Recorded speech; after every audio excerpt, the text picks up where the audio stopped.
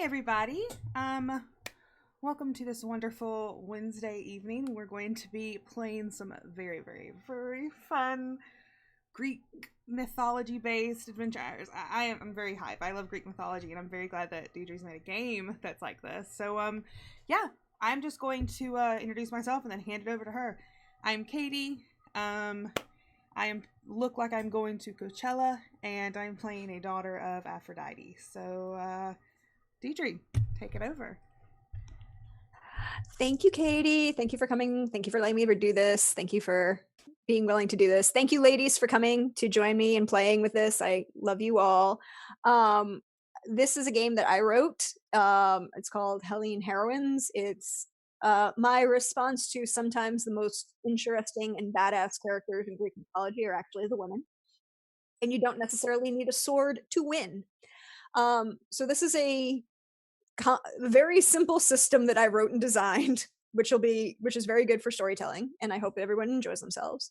It also, I'm going to go say ahead right now and put a giant content warning for all of Greek mythology, and then a separate content warning for Zeus, because fuck him. Wait, can I say that, Katie? You can say whatever the fuck you want on my channel. It's fine. That's what I thought. I was just making sure. Well, no hate speech and stuff like that, because no, we don't do that No, here. But no. Many cuss words that you want. Don't care. That's great. We're good with that. But I think we should introduce the other wonderful ladies around the table, and I'm just going to go around in the Zoom because I'm looking at people in this way. Honey, you. Hello everyone, I'm Honey, aka Honey and Dice. Today I will be playing the Forge Maiden Leandra from the High-Face. Hephaestus. Bloodline, I just forgot how to say his name. I said it perfectly. But,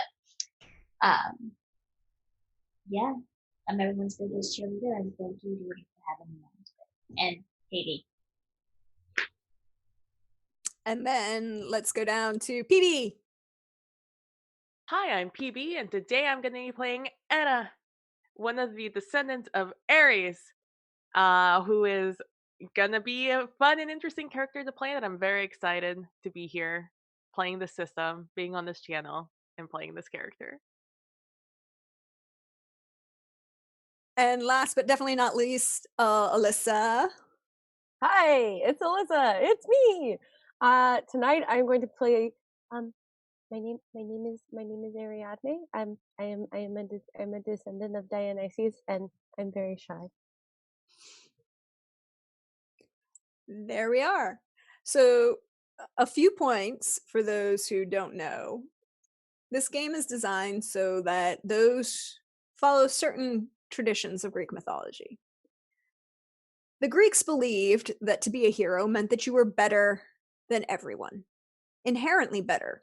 You were better as a person and somehow better than everyone around you. You were higher ranked, which meant all of these fine ladies are of at least some level of noble birth. And you had some level of divine heritage, maybe not your direct parent, maybe a grandparent or a great-grandparent, but it somehow made you obviously better. You were better looking than the other peasants around you. You were smarter than the other peasants around you. And it didn't matter whether you knew or not, everyone else could tell that you are just more than others. But this story that we're going to tell tonight starts in a palace on the sea, on the coast of Crete, in the palace that we call Knossos. It is the home of Minos, king of the Cretans. And he has conquered most of Greece and the outlying islands, some of North Africa. And these city-states have he demands tribute from.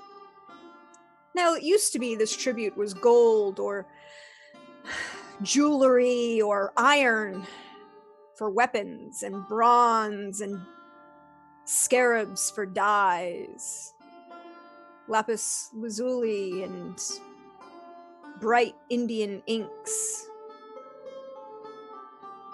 But 7 years ago, things changed in the demands that Minos was calling for.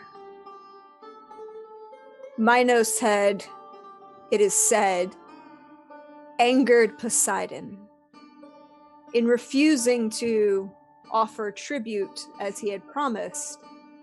Poseidon had cursed Minos's wife, and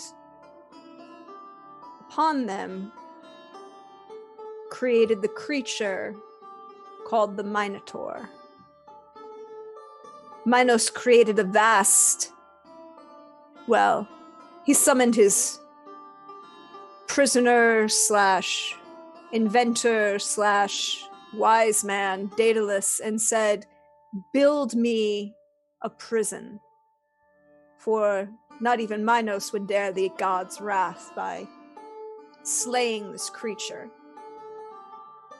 And Daedalus built a labyrinth, a vast and intricate labyrinth under the city, starting at the very height of the palace itself. And then Minos's demands from his empire, the subordinate cities that owed him tribute, changed from gold and jewels and dyes of rich color to 7 young maidens and 7 young youths of each city, of marriageable age, sent to feed the horrible hunger of the Minotaur beneath. Each of these fine ladies was selected by their city-state and sent to the kingdom of Crete on a fine ship that sailed large on the seas.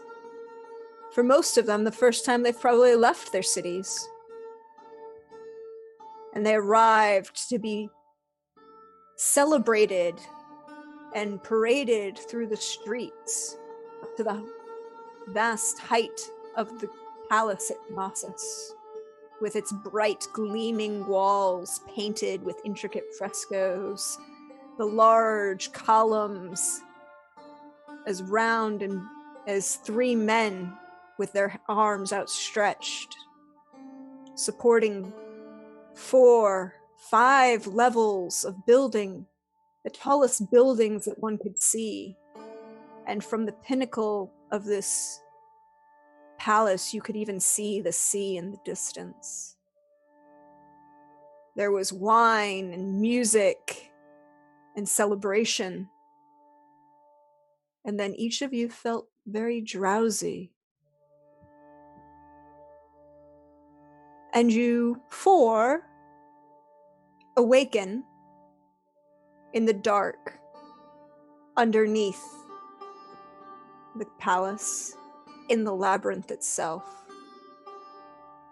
It's cold. Well, you still have yourselves, you're all together. Each of you has a single wineskin and 3 loaves of bread.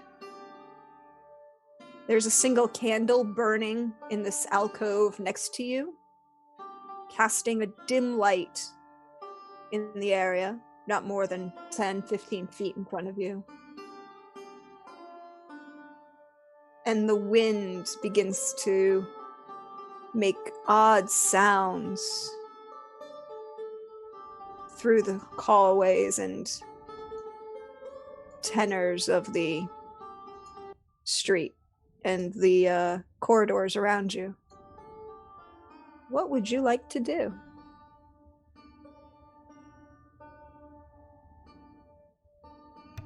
Are we all beginning to wake up? We're just drowsy and sort of unsure of where we are. Yep. Do we know each other? I don't know. Okay, Do you? Cool. Okay. Your choice. I think immediately Daphne would stand up and start looking around at the other occupants in this area, trying to see if she can put a face to a name, understand where she is or who these other people are, and sort of already calling out for someone to respond to her, just like, hello, is everyone all right?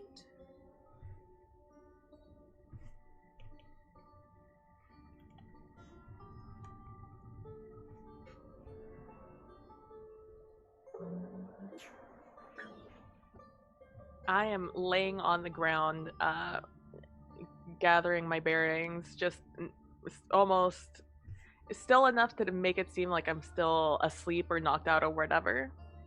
Just trying to, get an idea of what is happening around me before I'm awake. Well, I'm definitely waking up, but I'm not going to say word one to anyone, because I don't know who any of you are. Even if we have interacted before, I don't know you. I've never seen your faces. I don't know who any of you are. And I'm just going to kind of poke at the wine bag that I have next to me and like try to get a sense of where I am and look around. Quick question for you, Deirdre. Is the wineskin and the loaves of bread in a bag with them or just on them in general? I will say that the wineskin has a strap that you can hold onto it, and the loaves of bread have been tied into inside a cloth. Not quite a bag, but pulled together in like a handkerchief that you could carry. It smells like olive bread. So, Leandra is a big woman. She's about 6'4", just muscular, scarred from the forge, dark skin, and in the light nobody can see anybody, but she's gonna sit up, prop herself up on her elbows. There are two options here. I'm either dead, or I finally pissed somebody off enough to end up. Who's talking? Oh, over here. I think she's gonna try to like follow Leandra's voice. Try to make her way over to at least the general area where Leandra is. Compared to Leandra, Daphne is a very she's petite, but she's very like curvy, plus size type of woman. With her clothing is sort of very flowy, a dark red type of coloring, and her hair is very like, it's so long that it's sort of like matted at the ends, like it's out of control toward the ends of it, and she's just sort of trying to navigate her way over toward the voice that she heard. Are you all I can't exactly see you. Are you all right? Okay, I'm gonna do a full body check. She pats her arms, pats down her legs, comes back up. Panics a little bit when she pats her side and feels the bread, and she's like, "What? Oh, wait, that's just me." Yeah, I think so. Arms, head, shoulders, everything's in place. I would be lying if I said this is the first time of waking up in the dark. Not quite sure what happens. I mean, same here, but usually I have someone alongside me in a bed. It's not really like this. I think by then she's probably getting closer to you and sort of reaching out to like touch your arms a little bit. Just there's another human being there. Oh. Okay, finally, someone else. Great. We're together at least. And so Leandra's going to sit up so that you can see that she's a healthy brick house. And she's just, she kind of, you touch her arm, it just reflexively flexes a little bit and then straightens up. She's dressed in well-made clothing, but not the peplos and chitin and everything that you normally see a female in. Hers has a more masculine look to it and feel and the cut and everything for comfort and because she spends most of the time hitting things with hammers. In the dim lighting, you can see that she's got a singular scar across her face. Looks like it may have been a burn or so on. And then in her right shoulder, she has a brand of an owl. And she's just... All right. Is anybody else here dead, living? No, I don't know. Anybody else around? Excuse me. I think you're sitting on my dress. Hello. Oh, there's someone else here. Hello. I get that a lot. I'm sitting on people, standing on people, all that all the time. Let me move over to the side. Come in. No. That's my thigh. That's all right. Go. So that's what we're going to do. Way. I'm going to sit up. I'm going to stand all the way up, and then you're going to move in front of me. Okay. Okay. I'll hold my hand out. You can, if you need some help. Daphne would just hold her hand out a little bit to sort of guide. Oh yeah. Ariana's gonna take her hand, but like it is the clammiest, coldest hand you have ever held in your life. Oh, this is lovely. Just lovely. Oh, sorry. Hi. Hi. I'm Daphne, by the way. My name's Ariadne, and I don't think I'm supposed to be here. I was sitting in the library, and I was looking at something, and then all of a sudden something happened, and suddenly I am here. Where are we? And she's just gonna like fiddle with the wineskin and just take a huge drink. I think Daphne just like looks at Leandra like she's supposed to know. Do you have an answer?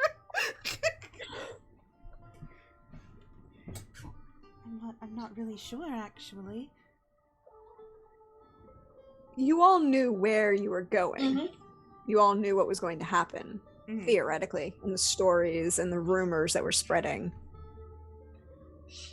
You also would notice, Leandra, when you stood up, you're used to most buildings that you're around having to duck your head to get in, except for large temples. This, you could stand all the way up, and there's still another 15, 20 feet above your head.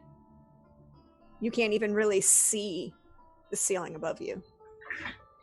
I'm just looking up and I'm kind of taking assessment of where I am, just critical eye, making sure not to step on anybody.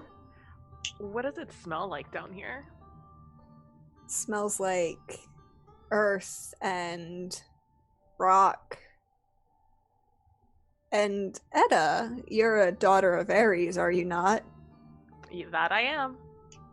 It smells like that undertone of a battlefield after it's been cleaned of the bodies.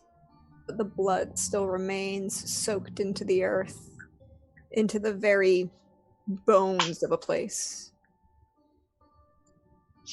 And I'll rise up from where I'm laying, somewhere, I'm sure in the darkness.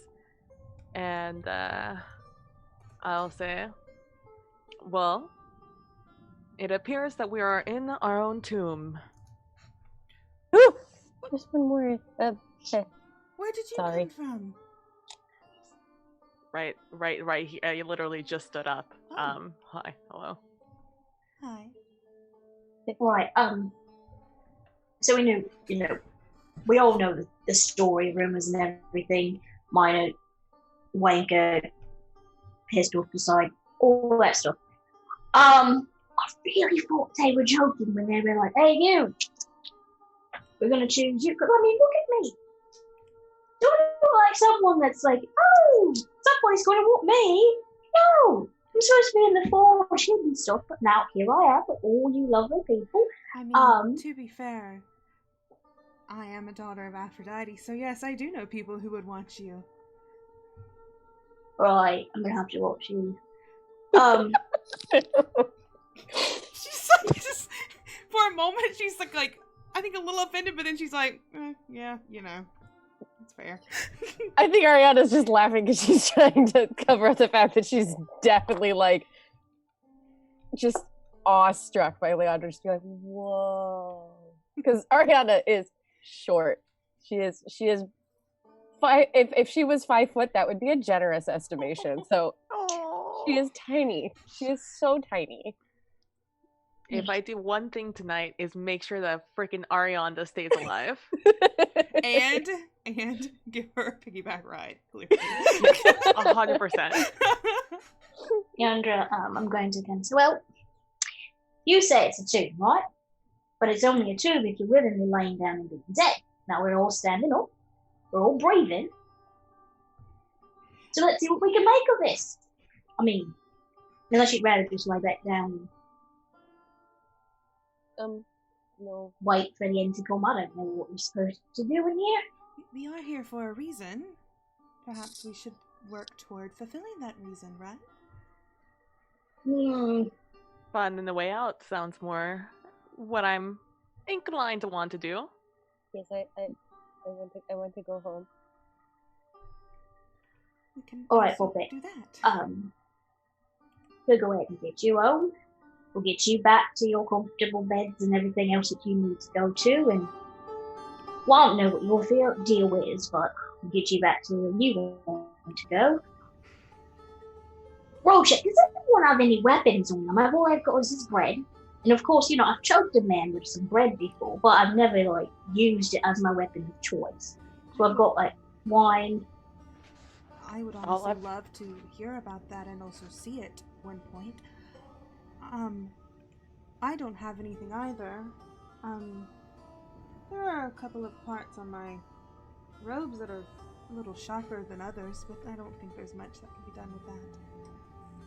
Not in a ladylike fashion, at least. As she is saying that, I have some sort of just loose fit clothing on top of whatever I'm wearing. And you just hear in the darkness this ripping sound as I start ripping just a piece of that clothing. Just yeah, well, I've never actually choked a man with this before, but and you're like of it. I think this would work. All right, you've got a gist of it. Okay, and Leandra's going to, stretch out her shoulders, and she has very long, thick black hair. She's going to gather it up into a, bun on the back of her head, secure it, and she's stretch out her arms a little bit. All right, you, Puppet, the one, come here. This is going to be your job. You do not walk behind me. You always walk between me and that one over there with the pitch on there, what she had. But walk between us. All right? Okay. Would this help? And she's just gonna, Ariadne is just gonna hold up this tiny bottle of poison that she just happened to be carrying with her. Would this help? What is that? It's, Terrifying. It's a poison that I was looking up how to. I was told that if you put it in wine, you can't taste it, and that it could kill a man in under 30 seconds. I feel like I'm in great hands with all 3 of you, honestly. Can are there columns around and things like that, Deidre? I know it's low light, but it's odd. There are no columns. The walls themselves turn, and you can see maybe 20 feet in front of you, or the wall is sheer. There are, brick and cobblestones on the floor, but there's dirt and sand on top of them. Okay, cool. That's what I was. Are there torches? Is there like a torch I could grab? There's a small oil lamp next to where you are. Okay, I'm going to grab... Doesn't seem to be any other light nearby. That's fine. I'm going to grab that. And I want to, I do not, by any means, do I want to get away from these wonderful ladies around me. But I sort of want to, look at the ground to see if it's been, besides us, disturbed. Like, if there's any sort of, sand or dirt move that, someone dropped us off and walked away, and we might be able to follow that direction. You know what I'm saying? So, which skill are you going to use to do that with?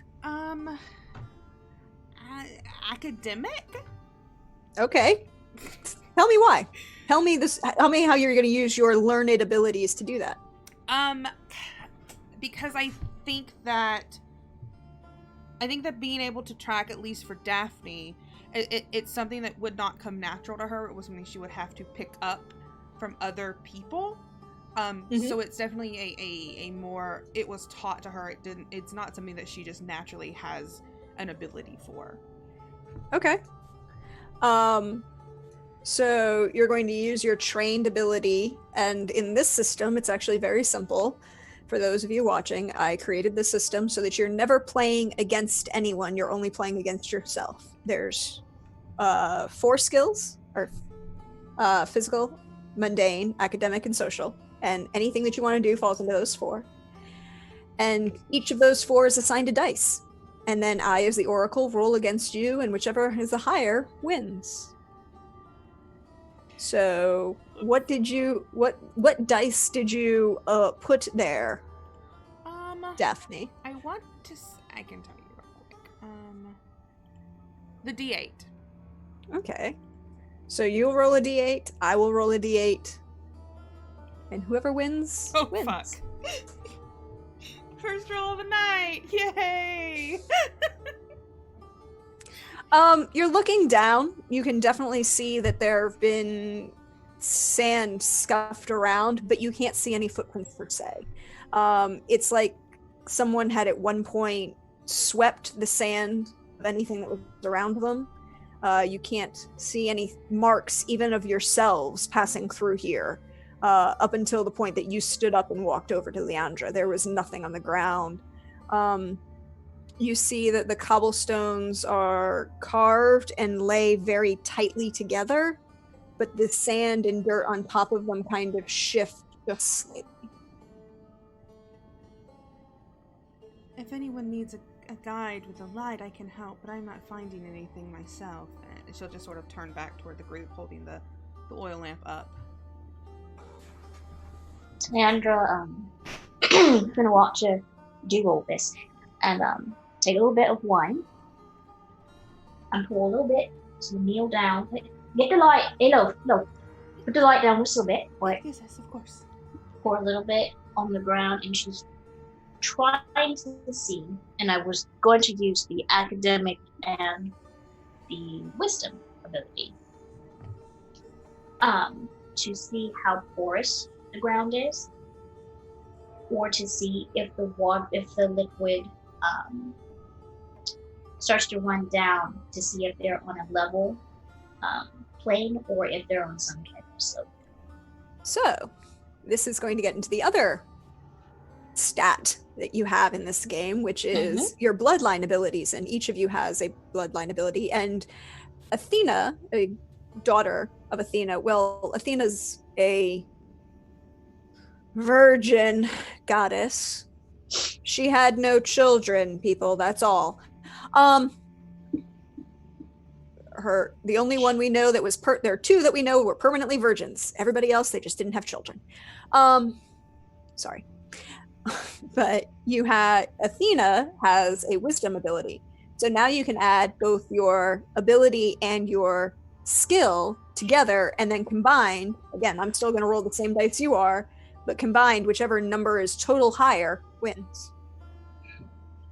What is going to be academic and wisdom?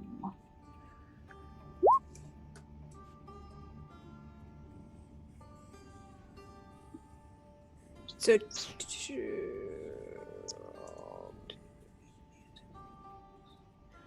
I'm just gonna do this together to make my life easier. You can't really see the wine. You can see it absorb into it, but it doesn't move anywhere. It just kind of settles into a pool at the top right there. It doesn't go anywhere down, and it doesn't kind of drip further into the ground itself. It just kind of pools lightly right where you are. There doesn't seem to be a grade. There doesn't seem to be anything else. Does anyone have really good hearing? Ariadne would have pretty good hearing, of all things. Because she's, a shadow creature that hides as much as possible, so she can hear pretty well. I have a little bit of awareness. You would hear at the edge, kind of echoing against the stone, a loud scream that's cut off abruptly. I heard it. But it sounded more like You heard an ah? Yeah. It sounded like somebody maybe was in pain and dying and sounded Murdered? bad. Yes. And she kind of points at what she said.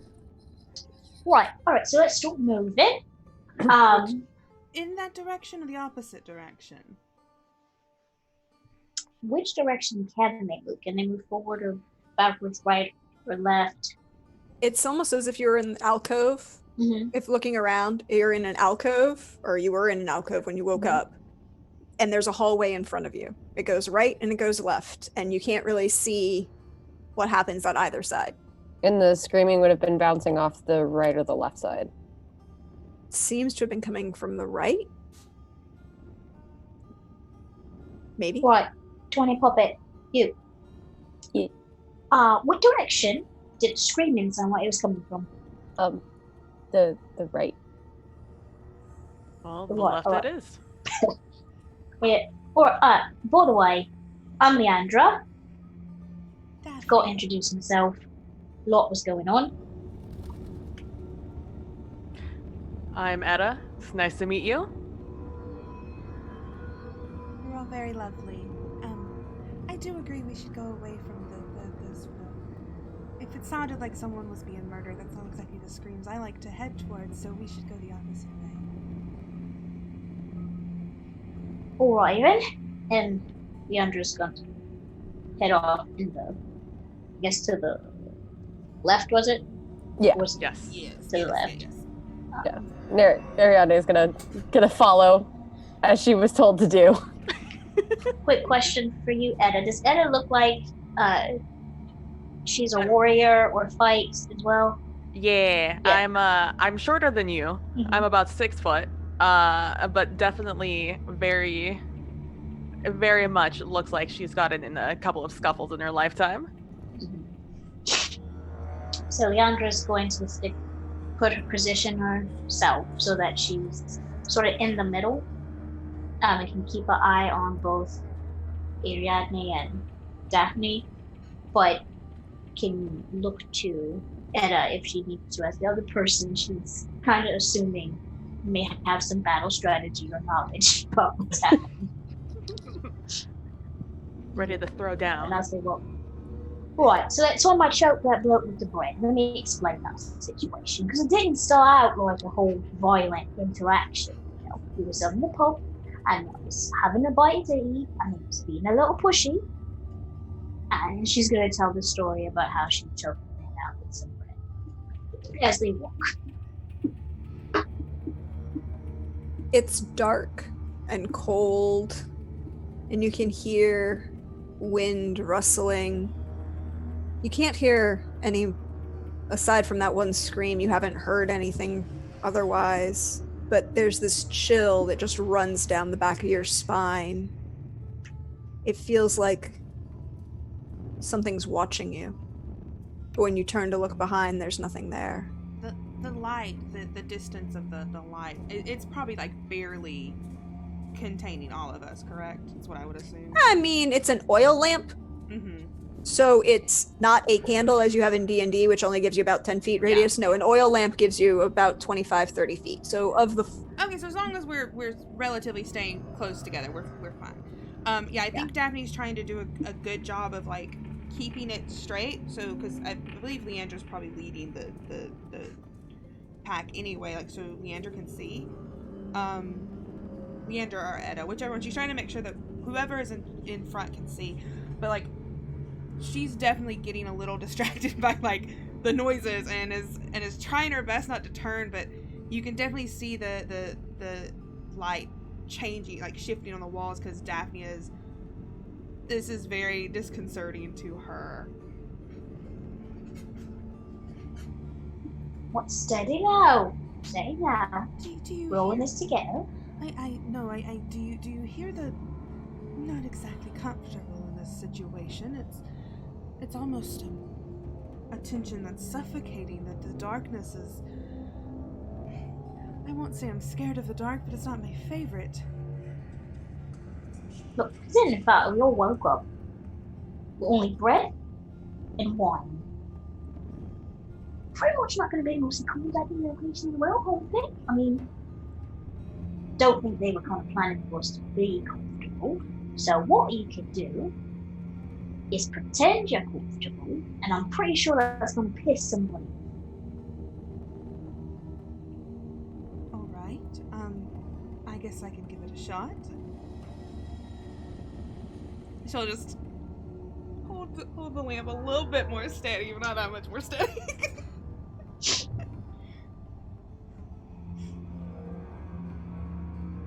As they go along, is the temperature changing at all? Is it just dark, dank, and pretty much the same? It seems to be. You come maybe after 5-10 minutes. You haven't come to an intersection, but you're walking. And the path keeps going forward. And you look behind you to see how things are going, to check on the others behind you, and you realize your footprints aren't behind you. What? And there's a wall about 10 feet behind Edda that wasn't there 5 minutes ago. All right.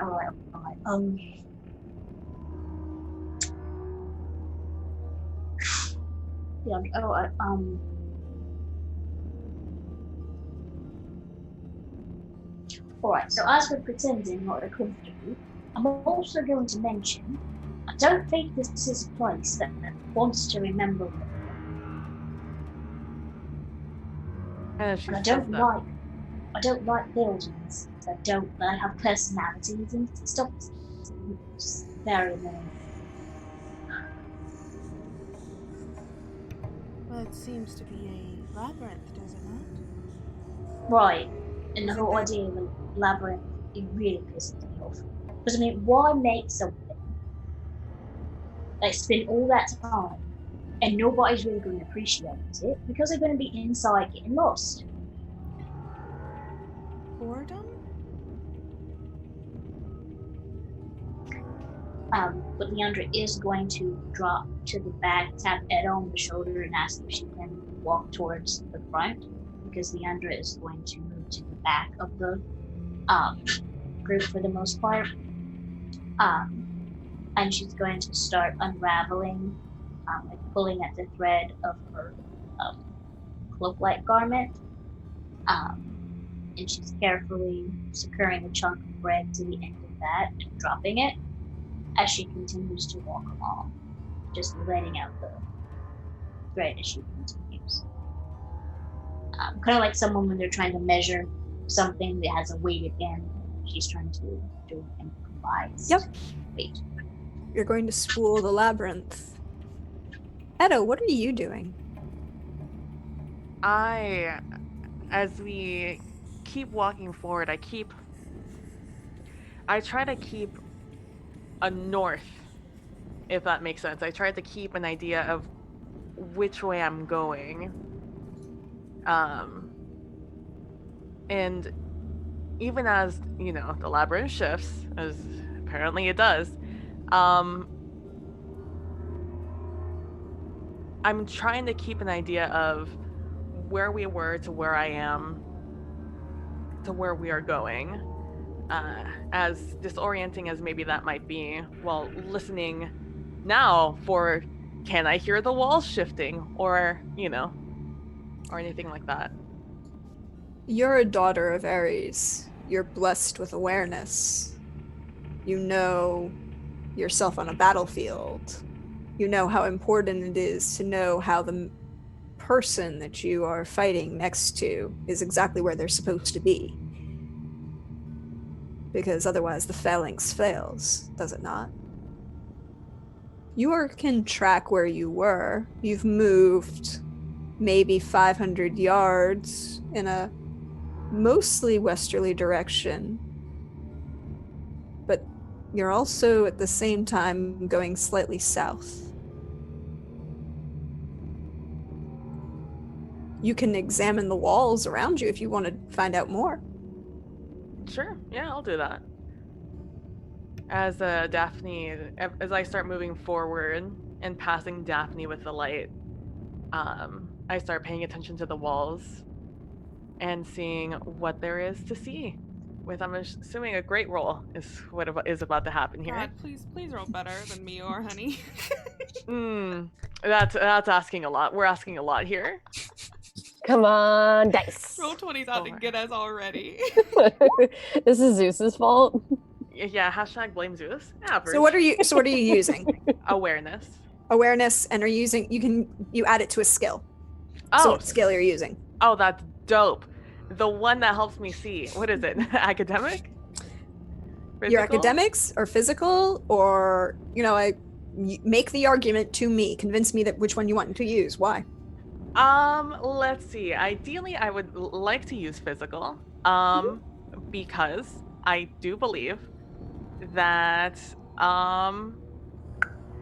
this is a moment where I am at peak, like, it's almost like right before a battle begins, how you feel that, and not that tension, but almost that excitement, that adrenaline spiking here and there, ready, my entire body aware and ready to spring load. So I'm seeing, the birds going through the trees. I'm hearing, a woman calling to her children far away, things that I wouldn't be able to hear or see normally, but in this moment, that's what I am experiencing. Yeah. So go ahead and roll your physical. Could have been worse. It definitely could have. There's a 2 and a 1 below the 3. Okay, you don't have to flex on me like that. Come on, that's just rude. Cracks, what? What? Great rude. How did you Blame Zeus? I'm rolling the D6 out there just to really take me while I'm down. It could have changed things. I could have. No, it couldn't. I'm sorry. You brush your hand along the wall. You're prepared. You know that you're going slightly south in addition to west, but you're not 100% sure why. You know because Leandra pointed it out that the walls move here, and you are prepared for anything that might come to you. Do you proceed forward? Well, there's only one way to go. Forward, I say we go. If you don't see anything, then I agree. Clearly they don't want us to go backwards, so we must press ahead. You move forward as a group, with Etta at the front paying attention and being aware. You are concerned and heightened, and you come finally to an intersection. But it's not the kind of intersection that you would think. It's a large chamber that you opens up into. It's circular, and there are 6 archways that fan out from the direction that you came, so that there are a total of 7 arches in the circular space around you. There is a larger oil lamp hanging in the center of this maybe 20-foot diameter space, suspended from thick, heavy chain. You can't even see where they are up. That goes up 20, 30 feet. You can't see the top of where it's suspended from what you assume is the ceiling. It's a large terracotta oil lamp casting light around this whole space. And you see, well, Edda would, because she's aware and she's paying attention. You see small marks in the dirt floor and directly in front of, underneath this oil lamp. It looks like something had been a tussle of some sort, and somebody had tried to wipe away any sign of it.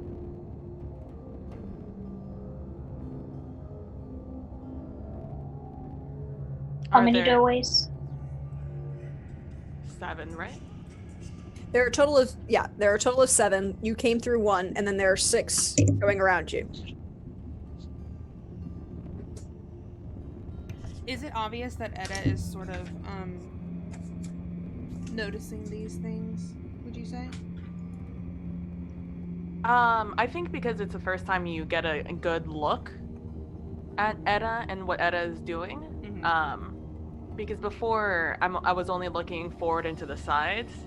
Now that we're in a large circular room, as soon as I see the opening, my eyes and my head are instantly looking and clocking the entire room. But if you are paying attention, you will see that after this like rapid looking at everything, I do go back and I just look at those things, the markings and the tussle, trying to like figure out WTF, you know? Yeah, I think Daphne's just looking around to each of you, like from Leandra to Ariadne and to Edda as well, just sort of trying to also see if she sees anything. And she's just going to sort of go over to Edda and just follow her gaze up to the markings, you know? Do these mean something to you? Do you recognize them?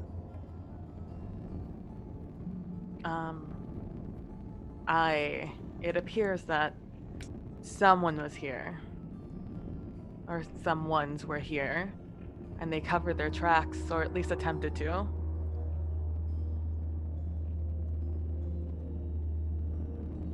And the track, where do the tracks go? Or like the covering, anything like that? It's literally in the center of the room. Oh, just the center of the room. It looks like there was a fight in the center of the room. And there's other marks you said around, right? No, just those. Just those. Just in the dirt. Or if you wish to see if there are anything else on the walls or the ceiling or the archways or anything else. Yeah, I think Ariadne, as the quote-unquote book-learned one, she would like to look around and actually use her academic skills for something. So she's going to mostly not just like observing, like she's really trying to investigate if there is something here that might be able to explain, you know, how to get out, you know, best way forward, or any kind of information that would help them sort of navigate this whole mess. All right, academic, let's see some roll. 8. Finally! Oh, come on! You get 2 in a row. That's not fair. I want you to know that I have never rolled this well. What did you tell Eric Vulgaris before we started this game is what I need to know. Oh, yeah. Who's your deity? That's what I want to know. Zeus, About that. I should fully disclose that the original beta test for this game was on Eric Vulgaris' channel. You know what? This is rigged. I wish that was disclosed beforehand. I was fully expecting that to mean I had shit rolls tonight. No. But hey, Nope. It's all good. Nope. Blame Zeus. Blame Zeus. You see things on. It's odd. Everything, the walls that you had come through before, the tunnel, the space that you had been, Ariadne, it was sheer, as if there wasn't even a tool mark on it. Here, the archways kind of fall into one another, so the support for one arch begins the support for the next, and so on around the room. Except, very interestingly, there are only 7 arches, and that doesn't really work mathematically now, does it? But there are, and it seems to be doing so. But you see tool marks on these. They don't seem to make sense to you, but they are there.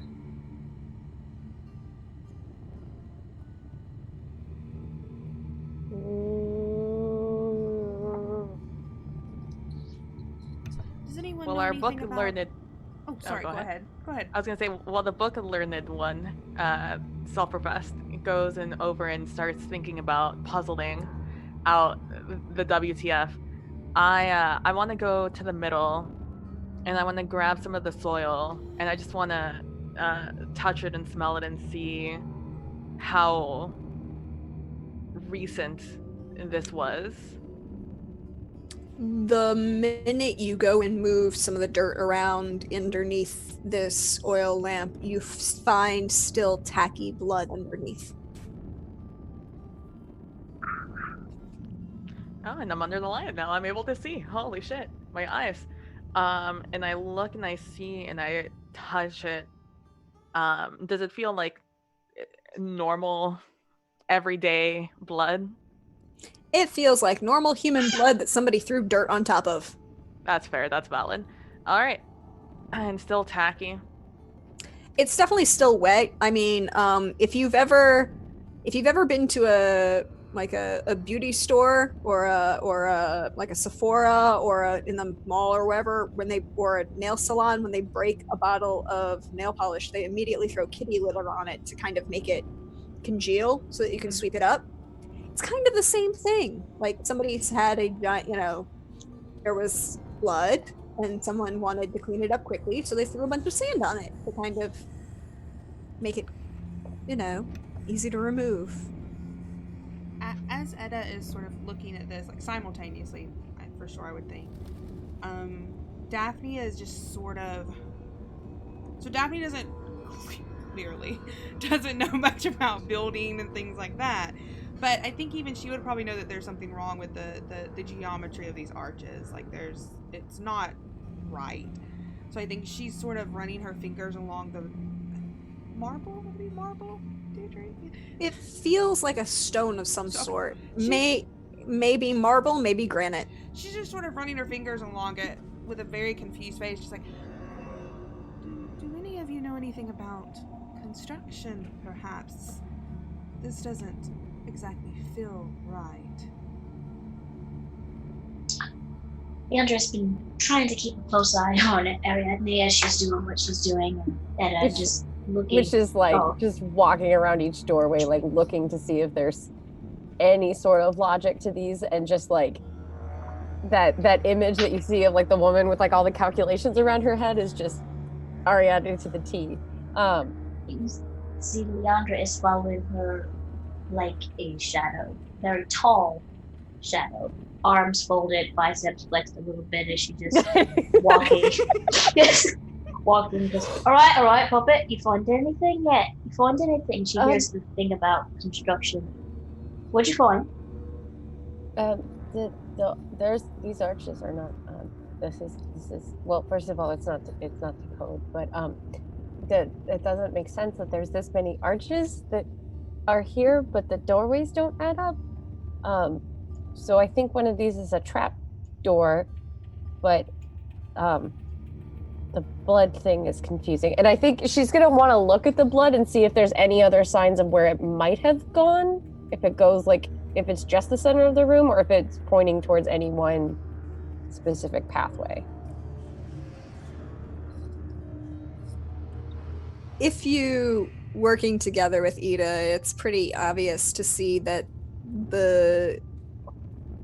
it's not like there is a blood pattern. It's not a blood trail. It looks like somebody very obviously died, or a number of people died here. And their bodies are gone. But And there's no obvious like direction that anything would have gone pointing one path or another. Nope. And you can look down each of the paths, and they all look the same as the path that you'd come in on. And I know which one's the path we came in on, so I don't like I can. Yes, because Leandra still has the spooling of the cloak. So you know where you came in. And it's, if you stand in the center, it kind of is, you can look straight down it. It looks exactly the same. And it's odd as you look back. You see the thread, and you see where it is, and you can see where it's going, but it's not a straight line. And looking now, you can see that it's definitely not a straight line. It's bending and curving. But it looked straight when you were walking it. So it must be very, very subtle curves. And then if you look down, as you're looking down, you see candlelight in the distance glowing off the wall.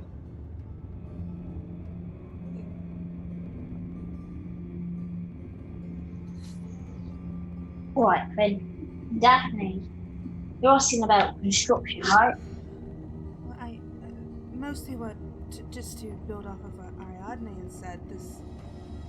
This doesn't seem, not that it's impossible, but it's not normal. It isn't the sort of construction you would see elsewhere. Right, just a second. Gonna turn around, go to Ariadne, take off the cloak, drape it over Ariadne. Right, now you're in charge of a string thingy, alright? She's gonna nod, but like the whole thing is just gonna fall on her face because she's so tiny. Well, I mean, that's a wonderful of you. Just sit there and try to straighten it up. She kind of like lifts her arms and it's just like drapes. Alright, can you do that? I mean, you're smart and everything. Keep the trap going straight. She's gonna nod. Alright. So with the cloak off, you can see that Leandra is, from working in the forge from all the years and so on, as more of her skin is exposed, you can see that there's quite a bit of burn on her, especially over her shoulders, down her back, and so on. Something that looks like it would take more than just an average forge accident. But again, brick house. She's just come following after death. You're right. What do you need me to check on? What was it you like? I think she'll go to the one that did Ariadne point out one that could potentially be a trap? Did she point out one that was that? I think she just thinks one's. She has a feeling one is, but she's not totally sure which one it is. Yeah, that's sort of the mindset Daphne's on too. She completely agrees with. But you know, she didn't pass her roll, so she can't tell you which one it is. Oh yeah, definitely for sure. I mean, short of asking the Oracle, she's just got like this feeling that these doors are. Something is going to get them out. Something is probably leading them to danger, and something is for sure a trap. Can I look, Deirdre, if there are any? I don't know if I'll need to roll for this. Are there any engravings on any of these archways? Like symbols, work, like any kind of thing like that might. I think you're gonna need to roll to see if you can see it in the dim light. Okay, for sure. I will roll. I think it makes sense to roll physical. That's my lowest stat, which I hate, but I think it makes sense that that's a physical ability. Mm-hmm. Yeah. Yeah. No, it makes sense. But again, I rolled the same thing. I know. Oh! Finally, something goes right. You run your hands along the columns and supports, and you gesture over to Leandra because while they look like marble and granite, they are under, you can feel under your hand that the facing might be marble, the inside is metal of some sort. And you see that they're notched together and that they are interlocking and slowly actually moving at the moment. Oh yeah, she'll definitely, she's realizing this, like, hold up the oil lamp she was holding, because they have a better light source now, so she can hold hers closer and be like, Leandra, do you see, you might need to look at this, and she's just going to point it out specifically what she's learned. Alright, as a forge maiden, my bloodline is from her cousins. So, when it comes to building things and all that kind of stuff and the construction of everything, my pitch to you, Oracle, will be being able to use the craft of it. Plus,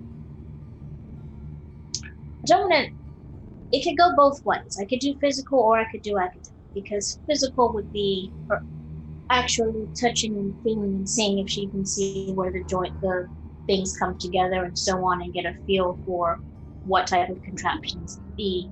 Academic would be more observation. So You make the call. What do you want to roll?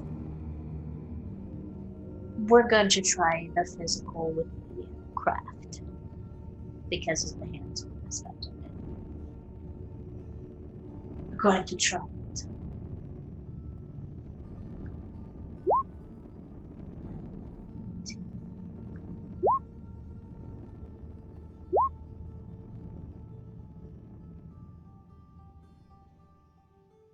Okay. And it works for you, works in your favor. You run your hands along this exposed metal and you see where the cogs are turning slowly. And you see that they're turning against each other, and as they do, they seem to push against the pillars themselves. Excuse me. And rotate the pillars, but also it's almost like the room itself is rotating. And it's slow, but as you are running your hands along it and following it, it's moving, clicking like a clock, like the hands of a second of a clock. And you figure it's maybe 3 or 4 minutes before it clicks again, and then clicks again, a small fraction of a degree each time. Okay. You could probably, based on your understanding, figure that the room itself rotates a full rotation in an hour and 10 minutes. 70 minutes for those who want more precise things. You would also see, just along one of the edges, as you're running your hand along it, small spatter of blood.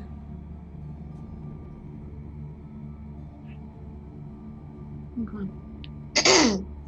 Landra's going to do her physical examination as Daphne sits down there with the light that she goes into. She's quiet from them, just ear, kind of pressed to it as she's timing and feeling, timing and feeling. And she's I still think the whole thing was real facetious and convoluted. This is pretty smart. He's got the whole thing on a timer. Does the timer change what the room looks like? Is that why everything's changing behind us?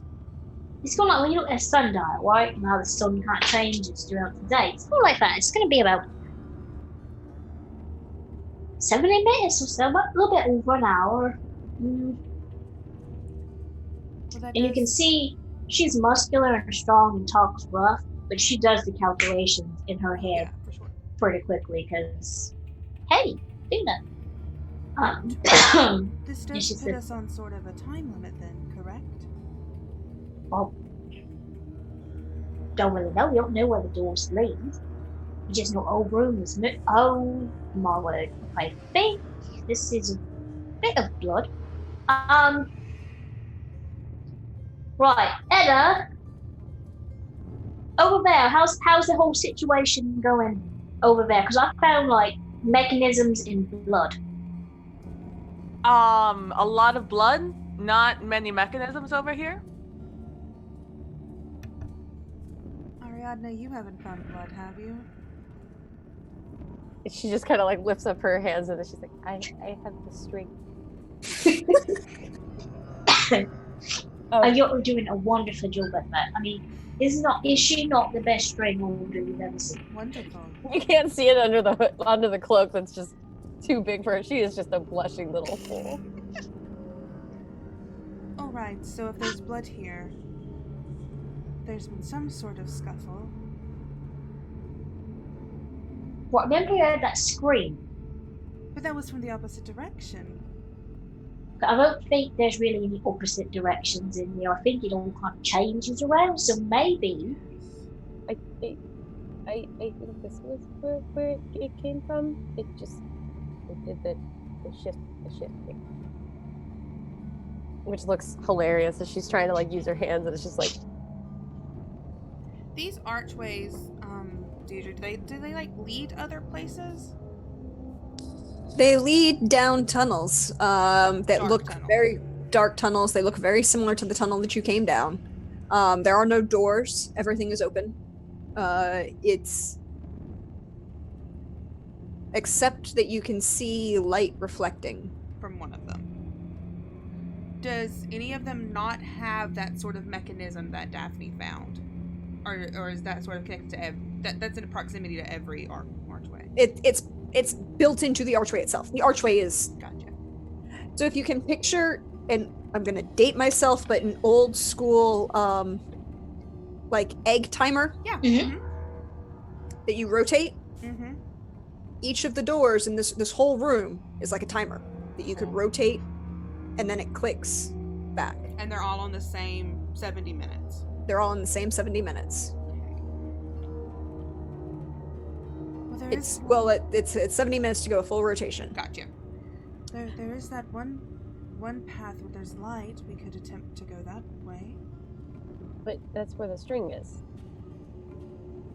Or no, that's not where the string is. That's not where we came from. Yeah. It would be the one to the left of where the string is.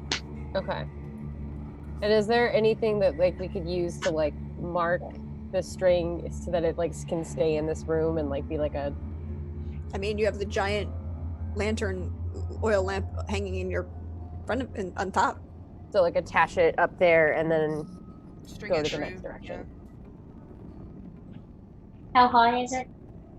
The lamp itself is standing maybe 7 feet above the ground at most. Probably actually it's probably a little lower than that. It's probably about 6 feet. You could probably... Leandra is probably tall enough that she could literally reach on top of it, because you don't want it too tall so that you can theoretically refill it, and not everyone is Leandra's wonderful height. Mm-hmm. In fact, most people are not. So Leandra is going to do that. Do you want to tie a string up there? I'll pick you up, you tie it up there. Alright, are you ready? Uh-huh. You ready? Alright. She's gonna lift Ariadne up so that she can actually tie the string. You just see her just like tying the string up there. She's such a tiny little person that it doesn't really take much to hold her up. She's so light and just a small little baby. Alright, good. And then, alright, Daphne, Eddie, we're gonna go down a pathway towards the light, see what happens. She'll look over at Etta. I mean, if we have some way to go to at least know this is where we can return to, then I think we should at least explore it, right? Might as well. How old does that blood seem?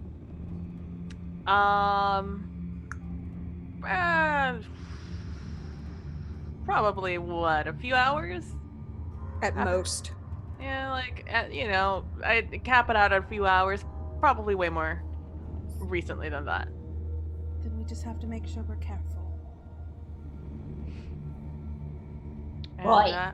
The timing's what, an hour and a half before everything moves and shifts? A little over an hour, yes. Well, I hope one of us has an internal clock. Yeah, I mean, your awareness can tell you generally how long you've been walking. It's a good thing I have an internal clock. I think Daphne will sort of hold back and let either Leandra or Etta take the lead, being more fit if we were running into battle for them to go that way. But she'll follow one of them for sure if they're heading down this where we saw the light at. Well, forward we go. You walk down this tunnel. Again, the walls are smooth. The ceiling you can't quite make out. And you hear, again, that wind kind of whistling through behind you. And you know now that the tunnels themselves are moving. Things are shifting. You're on your edge. You're prepared. And as you're thinking and focused, you hear another sound. In the distance. It sounds like a sword hitting something. It's oddly familiar. And then it stops. And you hear another loud scream shatter the darkness. Right. So like the first sound, with the swords, because being somewhat, it's got something sharp and pointy somewhere. So not that big of a fan. Is the scream coming from that direction, or is it coming from behind us? It's odd. You can't quite pinpoint. It seems like it's coming in front of you, but it also seems like it's coming from above you. Oh, now I see why it took them so long to make this thing. Many levels.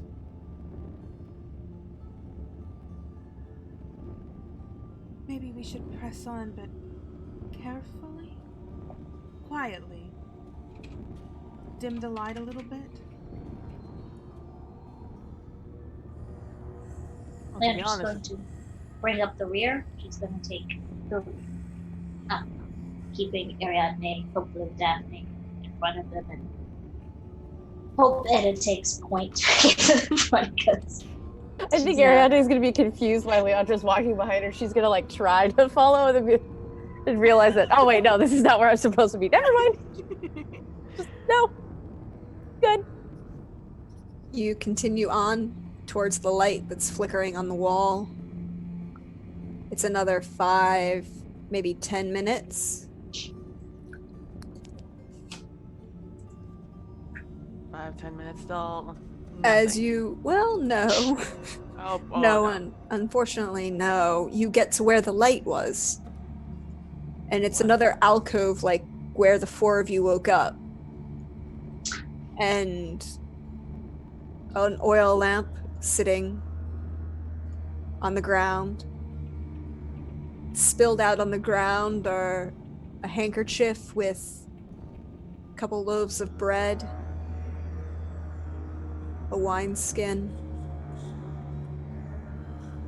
and the ripped, torn cloth of someone's outfit. Couldn't determine. Probably male, maybe just given on the size of the shortness of the tunic itself. And you see that it's ripped and covered in blood. But there's no body. Can I have that? And she's gonna point immediately at the wine. Go ahead. I think you earned it for that. I mean, with that string and the tie-in and everything else, go on and get yourself an extra wineskin. She's gonna take it and. I would keep the bread as well, just in case we need it. What? Who doesn't like bread? All right. Or who likes people? So remember, this is also a question for you, Deirdre. 7 it was 7 maidens and there were 7 archways. 7 maidens, 7 youths, Yep. 7 archways. 4 of us. Right. So I mean, either we're the only ones that survived. Technically, admittedly, it's 7 from each city. Yep. So. Oh, well, they're all dead. It doesn't matter. We could reduce the math. R.I.P. So I Never mean, forget. so I mean, hey, congratulations all. We lived. Whatever got this thing didn't get us. So give yourselves a round of applause, everybody.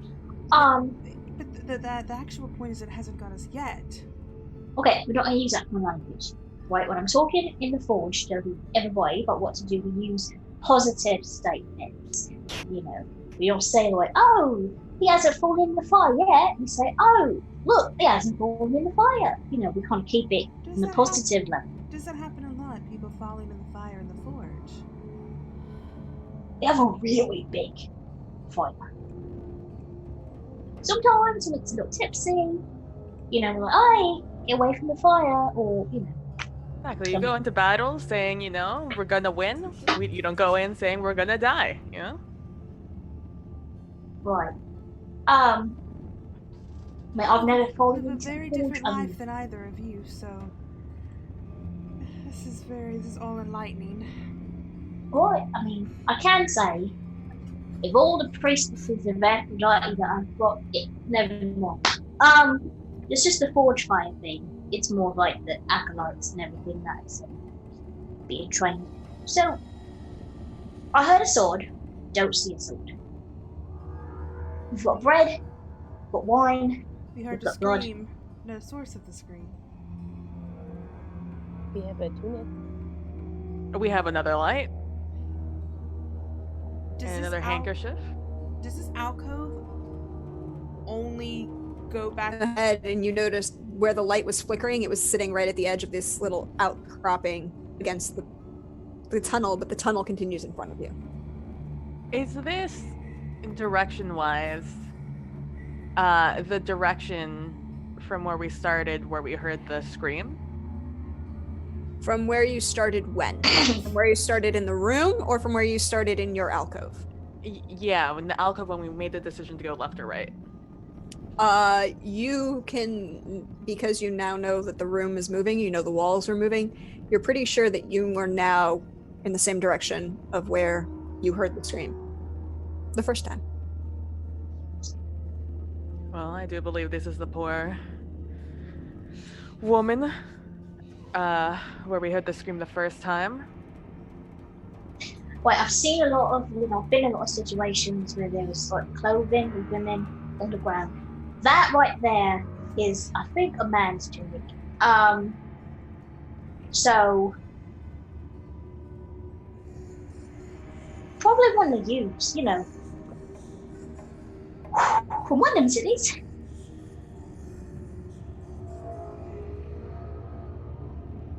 So maybe there's like female women, wandering around not getting eaten.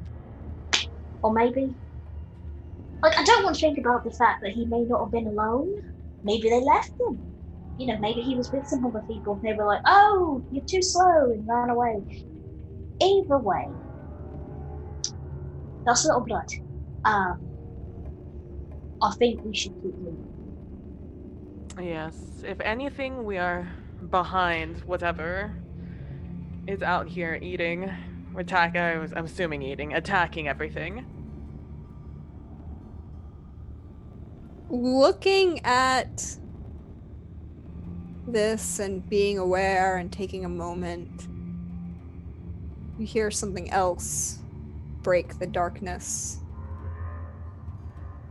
It sounds guttural and loud. Sounds like an animal, but not a wolf or a bear. It's not a lion. It sounds dark and growling. And it seems to be calling out, but it's not like there are words for it to make sense. And then you hear a loud scream that goes on for a while and then just suddenly cuts out sharp. Is this all in front of us still? Or in the direction that we're headed? No, it's behind you. Close, as the first scream was, or farther away? Farther away. Well then, we have approximately, I don't know, what is it, like an hour before, 45 minutes before the things shift again? Might be close to about 30. Right. I don't think this is the I don't think this will get us home. I think this path is going to lead us back around. Make a circle, yes. Where I think this is maybe gonna take us back to where we just came from, but like the long way, instead of just going back. Well, if we're lucky. Right. Daphne, can I place that extra bread that you just picked up? Of course, yes. Alright. Hand it over. Like you. She's gonna take that extra piece of bread, she's gonna take that tunic, and she's wrapping the tunic pieces of the tunic around that piece of bread, and she is, just as she's waiting for people to decide if we're moving on or staying or whatever, she's got some wine, and she's pouring some of the wine onto this thing that she's created, and she's going it over here, and she's like, alright, so we're going forward, we're going backwards, what's happening? I feel like we should press on. I mean, worst case, we run across someone we don't want to meet. But if this is the longest way, then we'll make it back to the start and then go from there again, correct? That's it. I think so. I don't know that we have many other choices. Right, Edda. You think what I'm thinking? Do one more turn around and then head back somewhere we can kind of rest for a bit. Make some plans. Yeah. Now that we have more knowledge of our field, of our enemy, it's better to plan our next step. So let's go, I agree. Ariadne, you're still in charge of the string, are you not? Yes.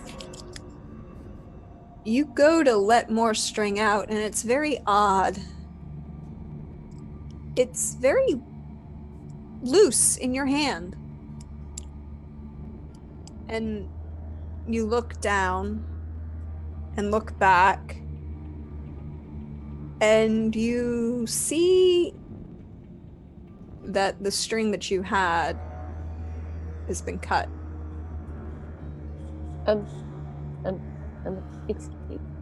Excuse me. Somebody cut the string. I'm just gonna like hold up the piece I have and like pull it so everyone can see what I'm going through. And I think on that, we'll take the break for the evening.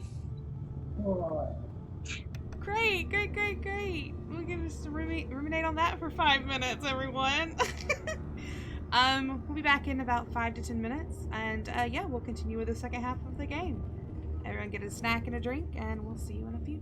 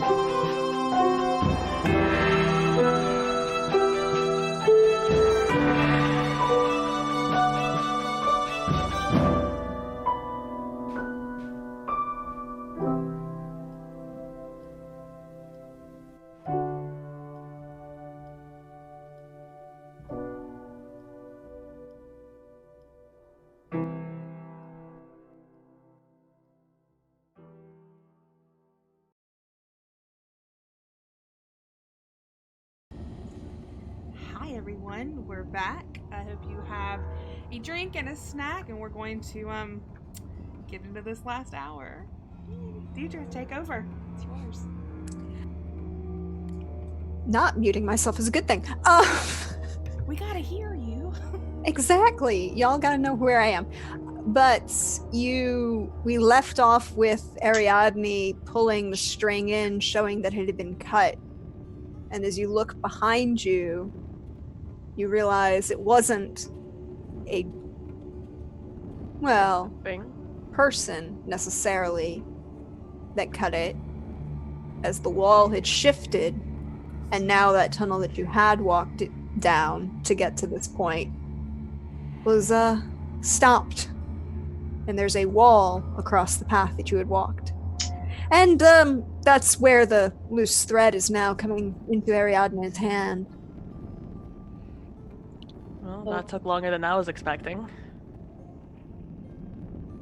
Well,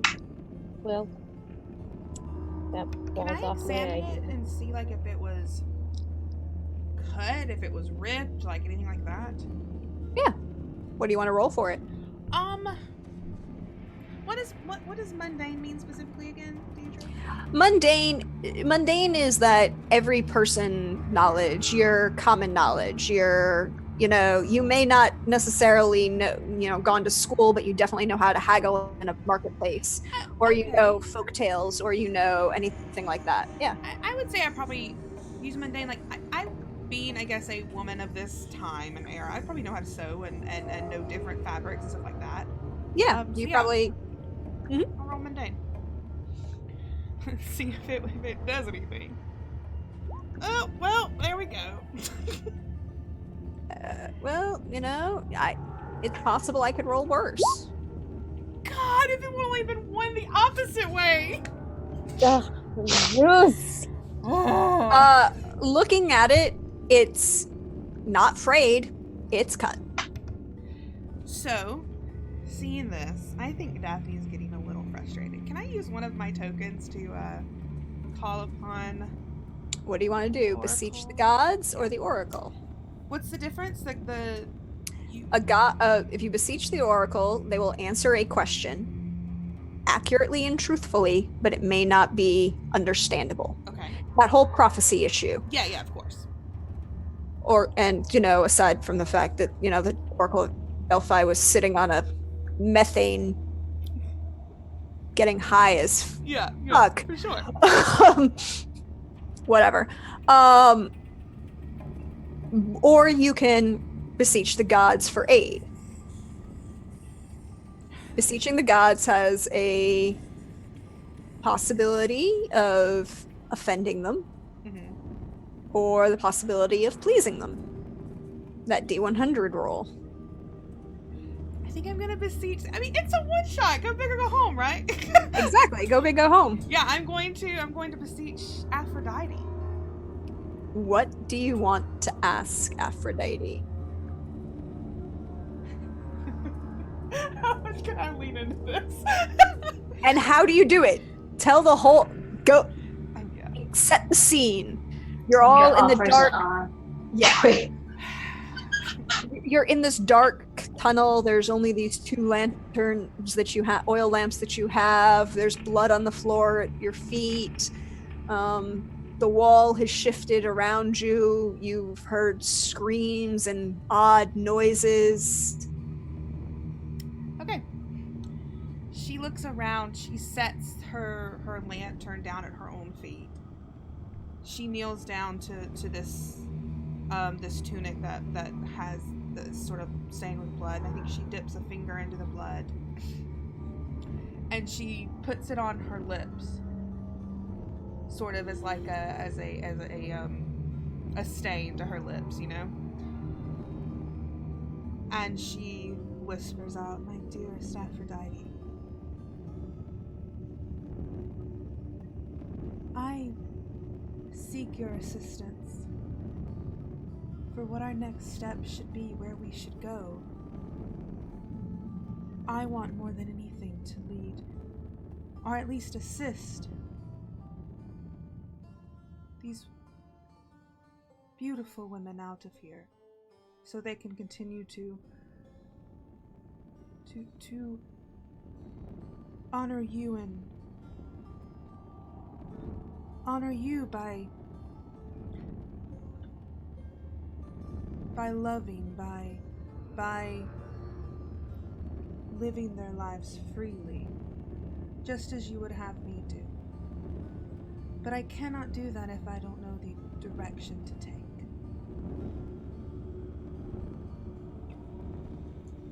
So now you roll a D100. If you roll above a 51 or above, the goddess is pleased.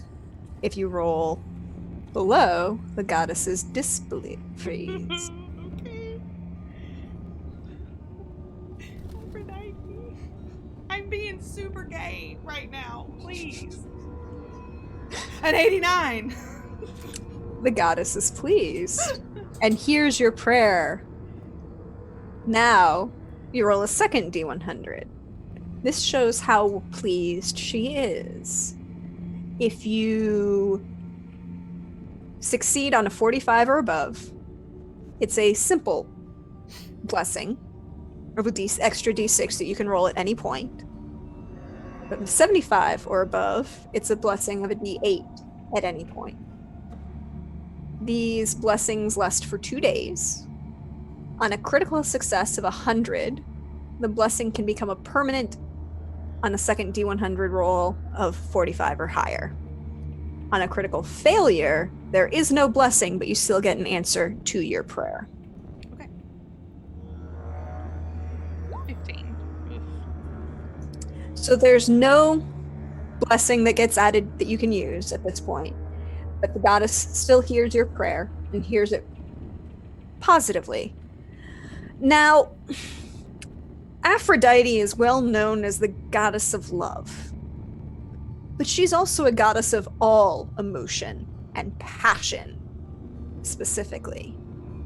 And passion, coming from the Latin verb patior, means to suffer. So feelings of emotions and suffering are also within her domain.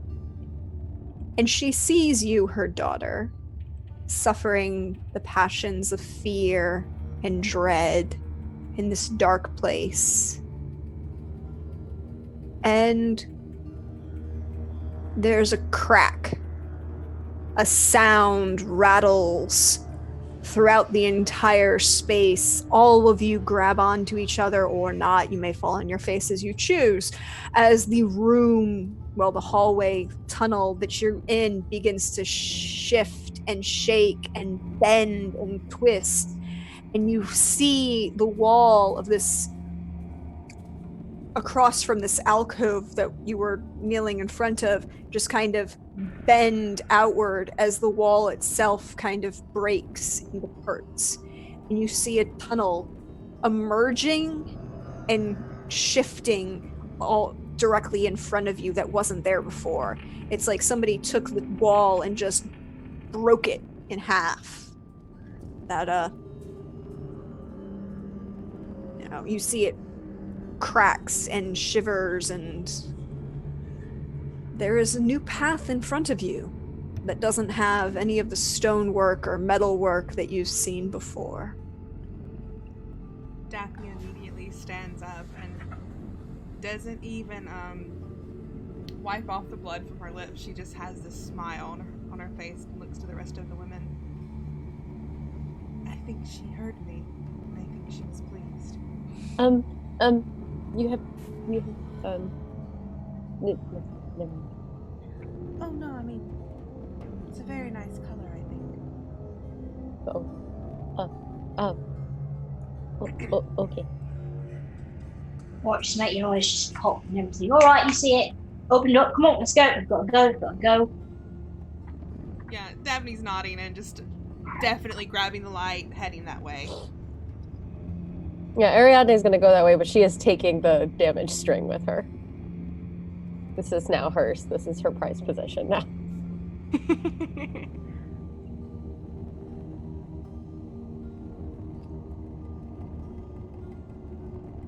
So you all proceed down this new hall it's not carved of stone. There aren't cobblestones in front of you. You see tree limbs and roots underneath your feet. You see dirt and stone, and above you now, unfortunately, Leandra, you can definitely see the top. It's only, another 5.5, it's like you could touch it. But you don't have to duck, but it's definitely there. You could definitely put your hand up. You make your way down this tunnel. You see slowly as a light in front of you. Maybe it's very dimmed now, but it's not far.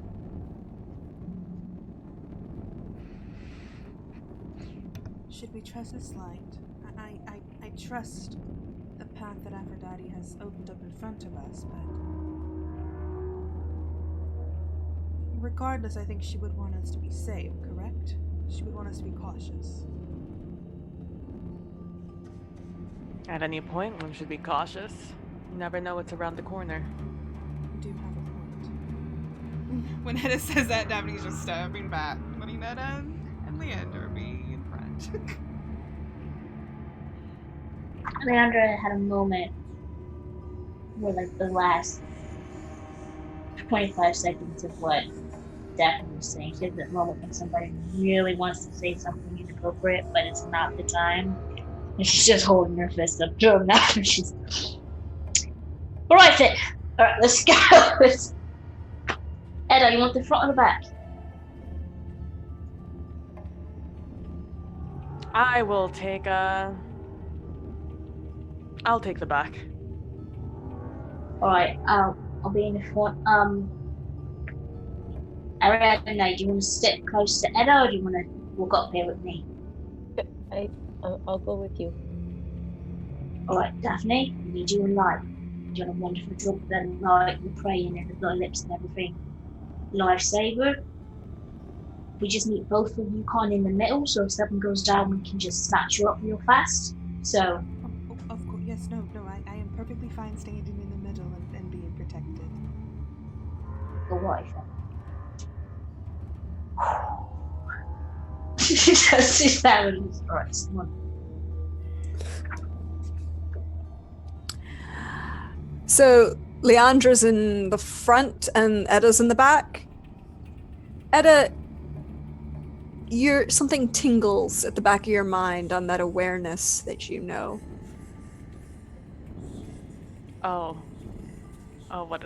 What is happening? What am I feeling? What is this tingle? Somewhere, I turn around just to see what's up. It's hard, it's dark. Do you want to try and see through it? Yeah. Use that awareness of yours? I would love to use this awareness of mine. With, I'm sure something else. Yeah. Same, especially after Daphne made that comment of, we should be safe. And I'm like, oh, Lord, oh, Ares, those gods, not the other ones. This is going to be a little bit more difficult keeping other people alive than I thought it might. And so my senses have just gone from like, I think I was a solid like 5 out of 10, 5, 6, like just neutral after, Daphne's comment and the lip and, all straight up to like an 8, 9. In just, I'm looking everywhere. My head swivel, never heard of her. I'm on like an owl level right now. So that physical as well as that awareness. Oh, fuck you, game. Sorry.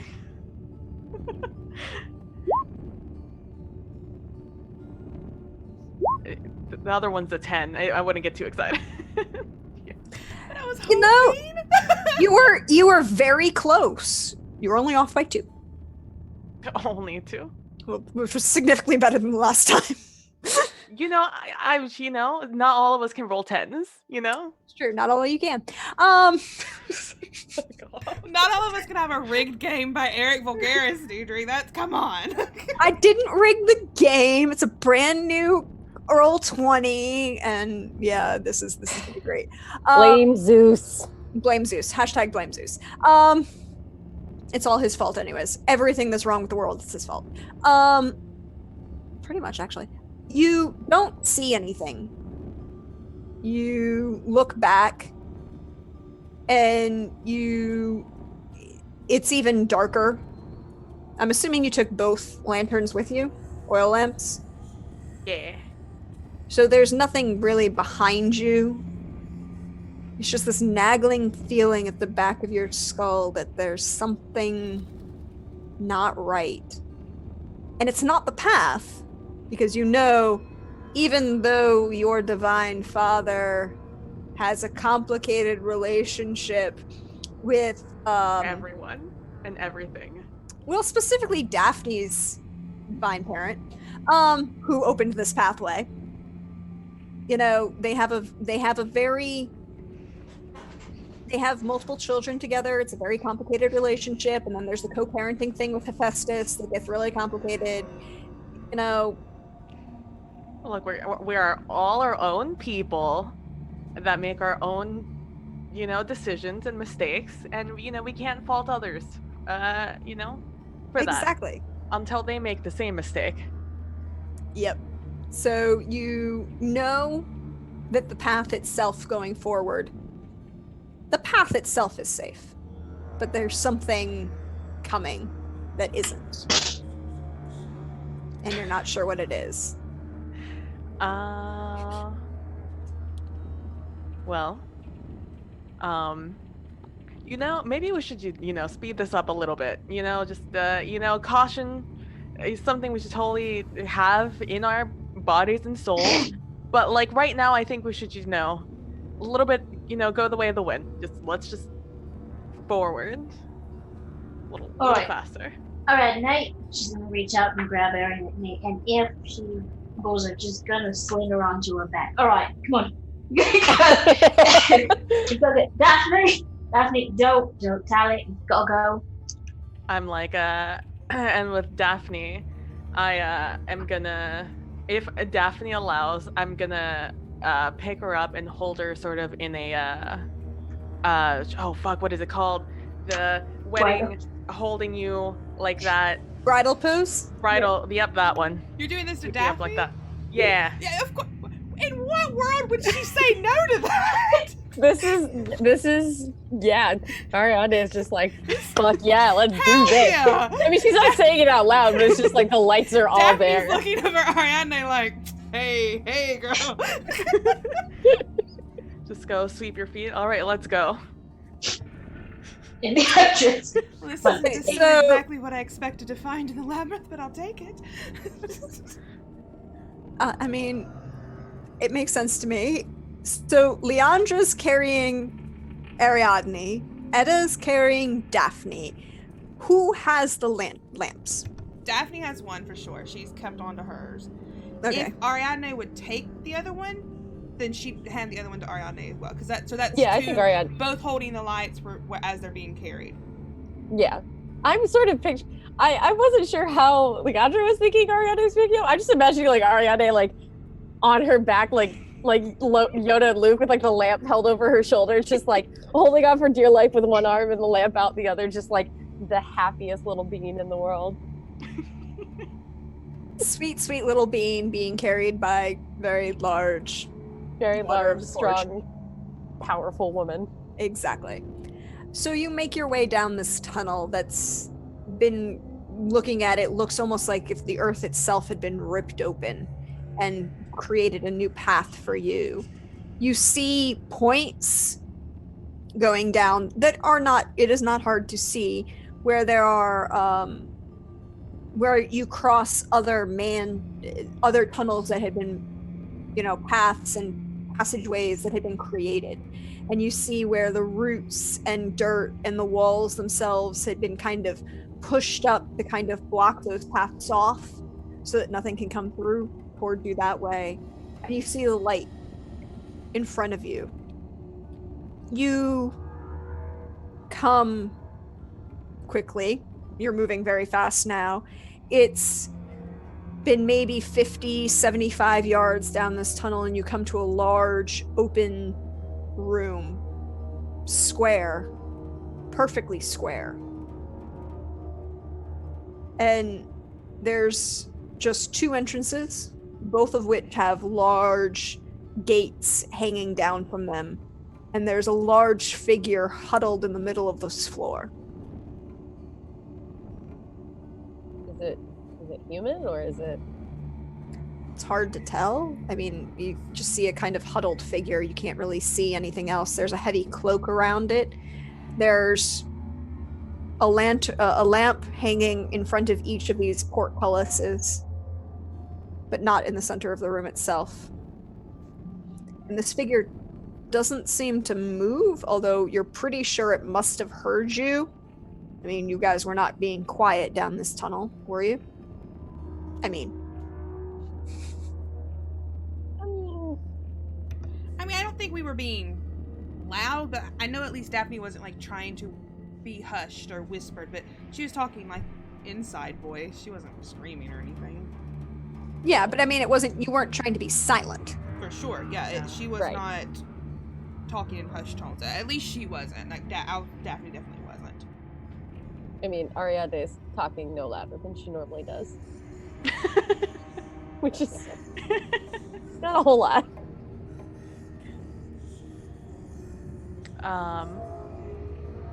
Do I still feel that nagging feeling? Yeah. Oh, that's unfortunate. Does it look like that's the area that I saw the blood generally in last time? No, it's an entirely different space, an entirely different room. Instead of being round, it's square. Instead of 7 archways, there's only 2. There are portcullises, grates in front of both of them. There's no singular oil lamp. There are 2. They're smaller in front of each of the portcullises. Okay. And a hooded, huddled figure in the middle of the room. Does the figure seem to be moving, or is it completely still? It's not still. It's still, but it's not dead still. She like looks up at Etta. I could try to approach it and see what it was.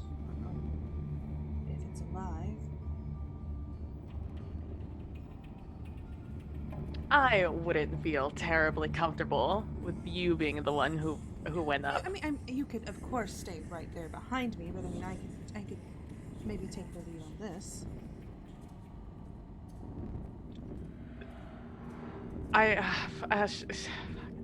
Sure. And I allow her to be in front, kind of, because I'm also like right there, right next to her, like sort of standing in front of her, then like going to the side and in front of her to the side until we get close to this thing. Yeah, Daphne's not going to reach out and touch, but she is going to sort of have her hands up, still holding the lamp, but she'll have her hands up in a very like open. She's not here to attack. So, hello. Are you all right? Just take a, get as close as she can to it. The figure moves and turns towards you. Doesn't speak, but stands. And where Leandra is a towering, forceful figure at 6'4", this figure is almost 9, maybe 10 feet tall, with large horns, the head of a bull on the body of a man. A very nice body of a man, if Adonis had anything to say about it. But you notice that the figure does not try and come any closer to you. Daphne just sort of like eyes follow as it, continues to tower up above her. Yeah, you're probably right about mid-peck. Yeah, she just looks up and says, well, aren't you a sight? Can you speak? Figure shakes its head. And you still have a lamp. Mm-hmm. You notice that there is a very large, intricately carved collar around its throat. Are you here to harm us? Shakes its head again. Do you belong to someone else? It doesn't seem to know what to do with that answer. Yeah, I think she, like, motions to her own neck. Like, sort of, trying to, like, maybe make them realize the collar.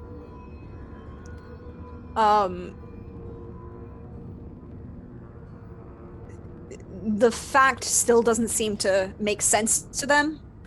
The large figure kind of, he turns his head and tilts his head toward you and just almost quizzically, if you can picture quizzical on a very large bull, kind of sort of emoting that kind of like I have no concept for what you're talking about. And she tilts her head again. I think she sort of looks over at Etta, but then looks back at the figure. Can you lead us out of here? And you see it raise its arm, and you see a manacle from holding it from one wrist to the ground, and the other one to the ground.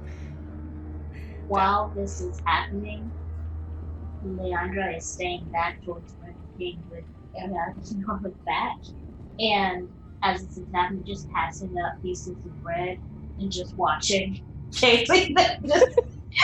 Oh no, Ariadne's gonna take the bread, but Ariadne kind of wants to climb down. If she lets her down, she will let her down. But she's like, don't go fall puppet. So Ariadne is a descendant of Dionysus, believe it or not, and her minor ability is make a friend, and so I think even though she can't like do a whole lot, she wants to be friends with this giant figure. I mean, I'm about to try to be alluring to it, so please do it. So, Ariadne wants to not only become its friend, but like see if any of her little collection of poisons that she has would potentially melt the metal. Yeah, like I'm gonna build off of that from Ariadne and just be like, she's going to touch his wrist where it's in the manacle and look at Ariadne and just be like, if my friends help you, can you help us? So I think she has faith that Ariadne might be able to do something. The figure nods. Okay, so I guess I have two parts. First, I want this thing to be my new best friend. Valid. So like, I'm even willing to make this a token action. I want this so bad. Okay. If you're willing to spend 2 of your tokens, I will not make you roll for it. I'll take that. I'll take that because I can save my last one for something in survival. Deal. So this is my new best friend, and she is just gonna she's just gonna call it Jason, even though she doesn't know what its name is. She's just gonna be like, this is Jason now. It's a lot better than Theseus. I mean, considering. But she's also I'm also probably gonna, and I don't know if this would be more academic or mundane, like knowing what of the poisons I have would be useful in this situation. Are you going what are you basing that on? Mundane is your common knowledge, world, environment experience. Your academic is your learned. Yeah, I'd probably be more academic because it would be what she knows about her collection of things. And the metals that you're using and those things. Yeah. All right, let's roll that academic. Hot dice. Very nice. Very nice indeed. You know that one of the vials that you've picked up recently, you actually may have appropriated it from a forge where they were using it to etch designs into metals.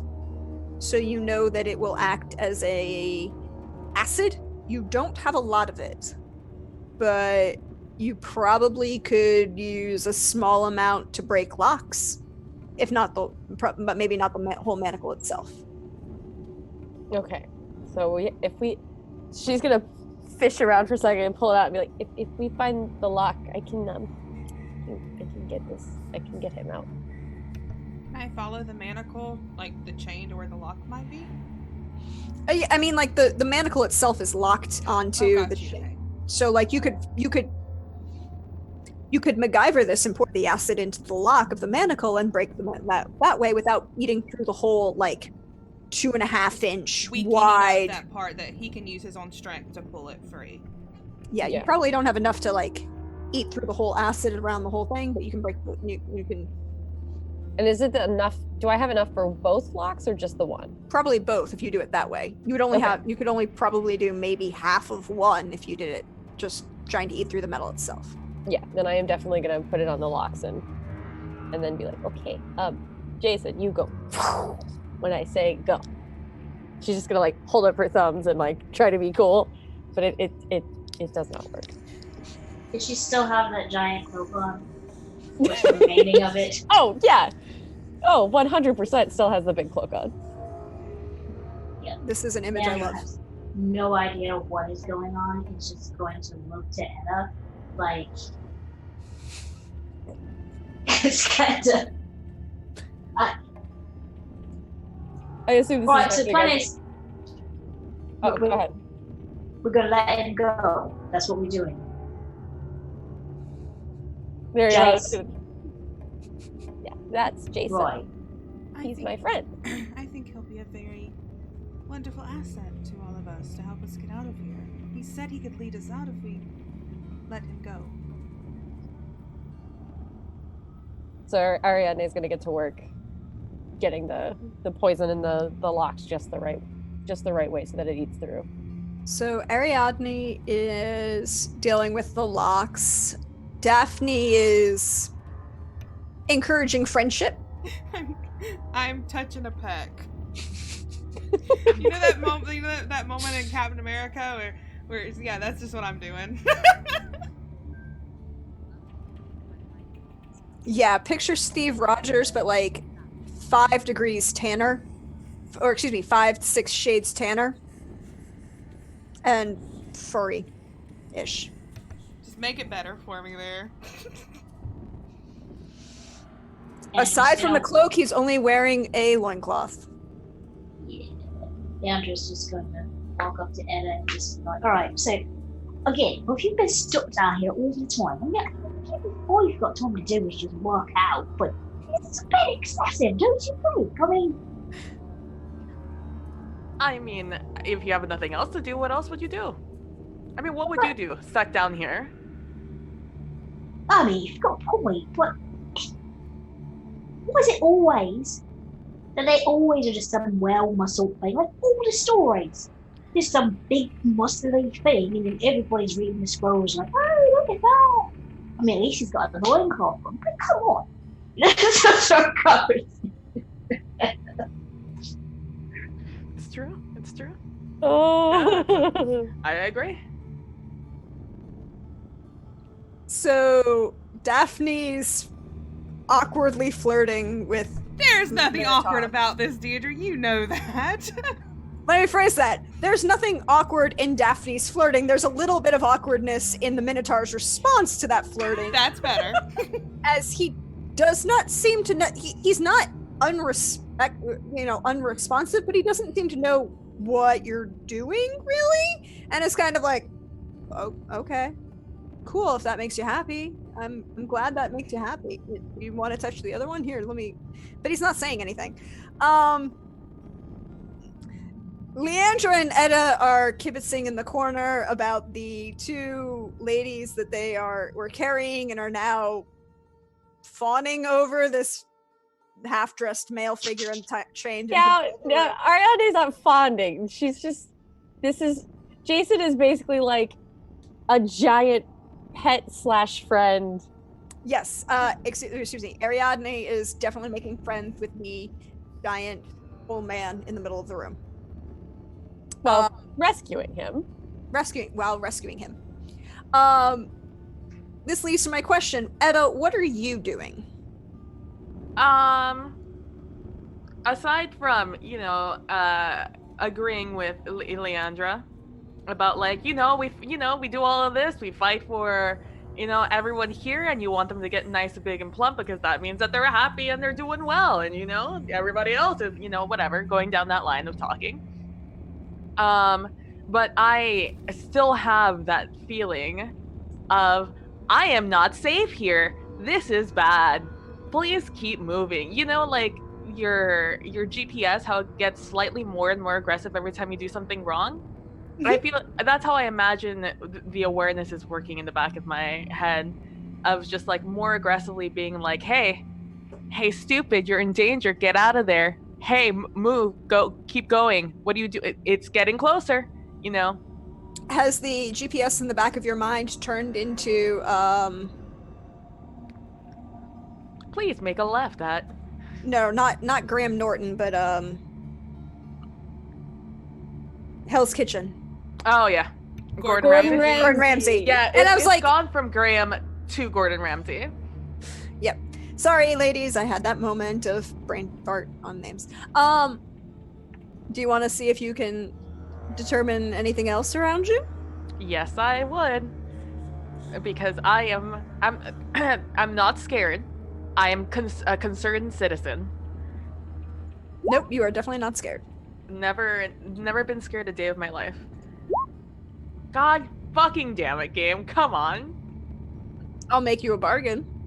Okay. Same bargain I made Ariadne. You can spend 2 of your tokens for a success. Sure, I'll take that deal.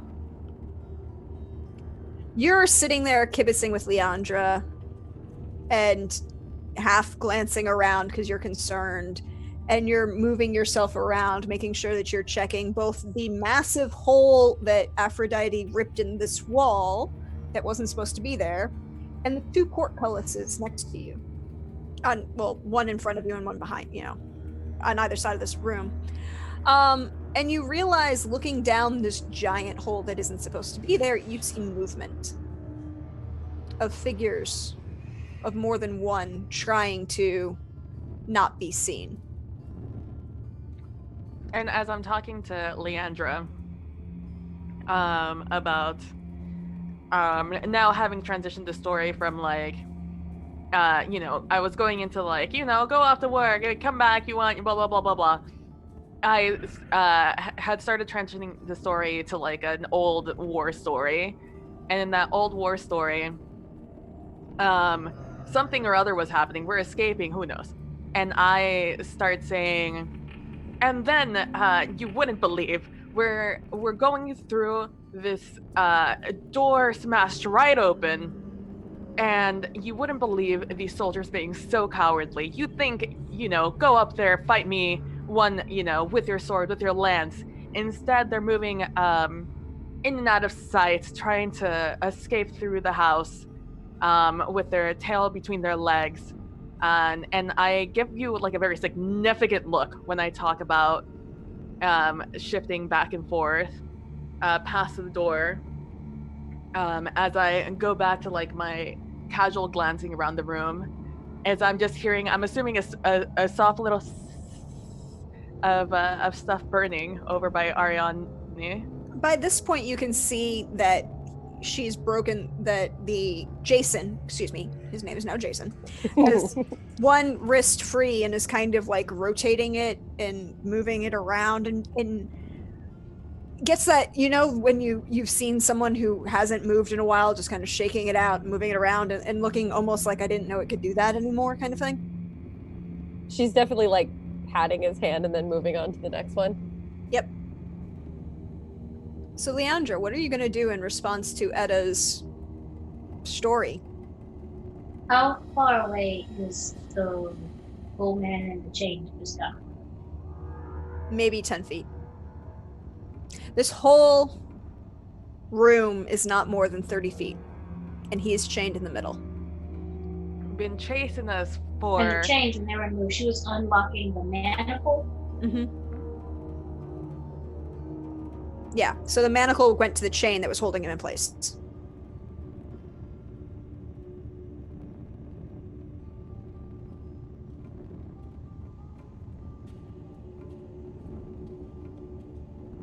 You kind of hiccuped for a second. Did you get that one? Nope. Okay. So the manacle, the wrist manacle, went to a chain that was in the ground and holding him in place. So he has one on each wrist. Jason now has one wrist free, and he's chained and still chained with one in the middle of the room. And is the chain looped through whatever's connected to the ground, or is the chain in the ground? The chain is in the ground. You can't see anything to. It's like the chain just emerges out of the dirt and sand. This floor. Right. So, remember, Leandra had the bread that she wrapped in the tunic and put the wine on. Yep. Oh no! Did we lose, honey? Oh no. Oh no. Come back. Sorry, honey. Honey, come back. I thought we were about to Jackie Chan this. I think she is. I think that's I what think she's doing. Yeah. She's about to Jackie Chan this. Oh, she's back. There. Yeah, she's back. Am I here? Yeah. Yes, you're here. Okay, bread, wine, wrapped, tunic. Yes. Alright. She's just gonna thumb side her nose, mouth, and I don't know what they know you're coming. They've got time to leave, but they wait until you get there and then try to just run off as if you need to see them being afraid.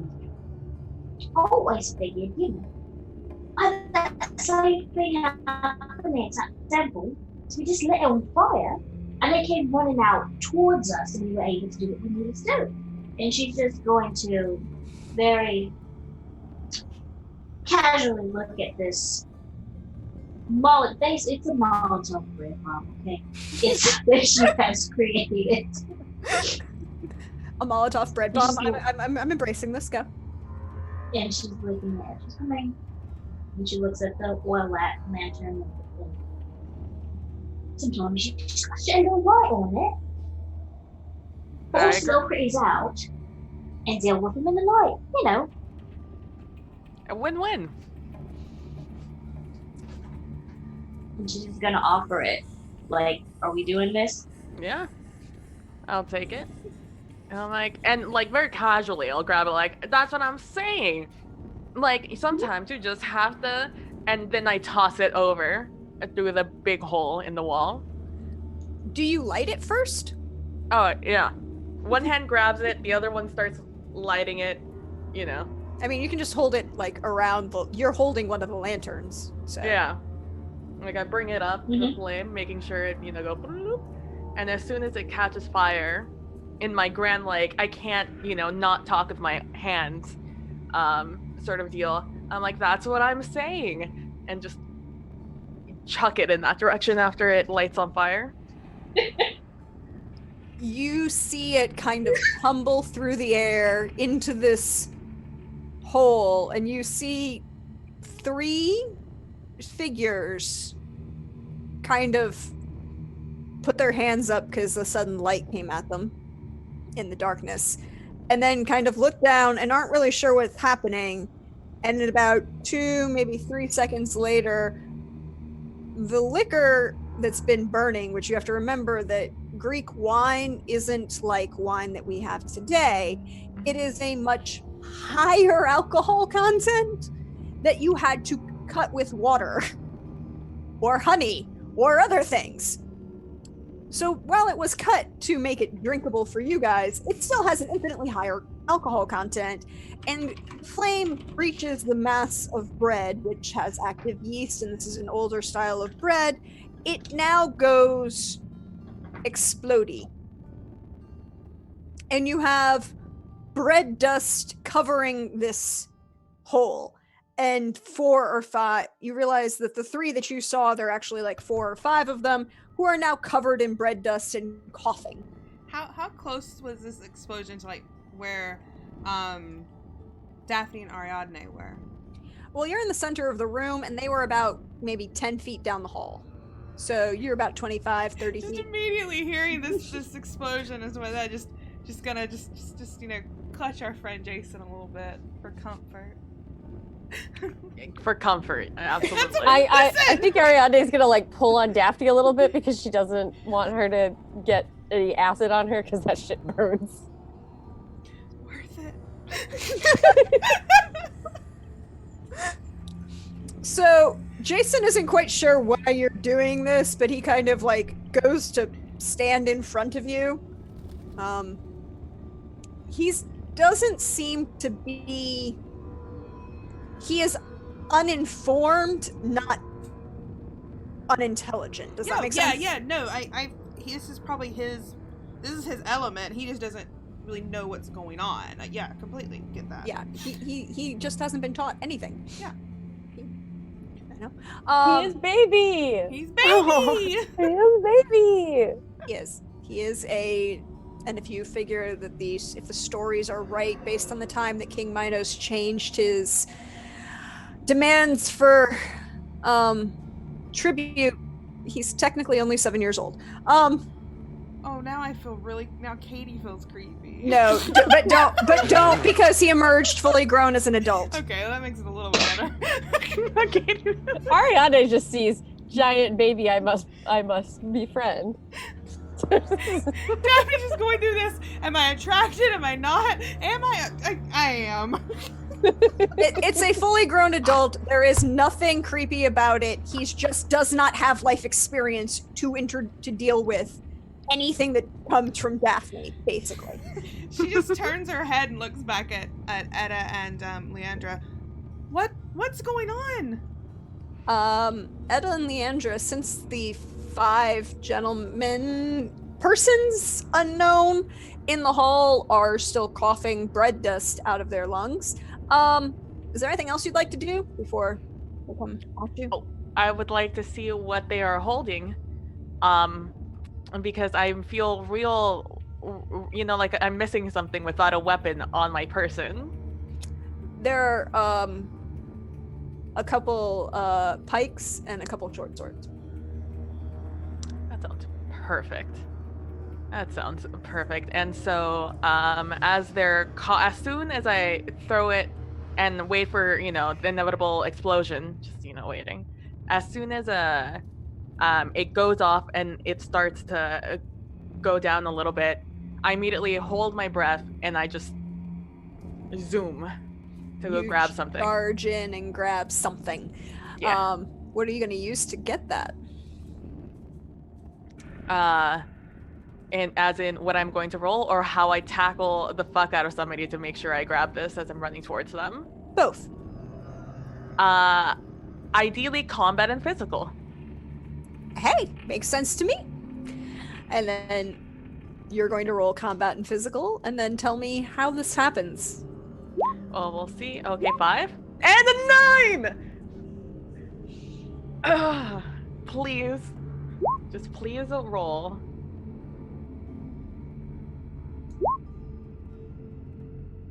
We tied. You tied, and the tie goes to you.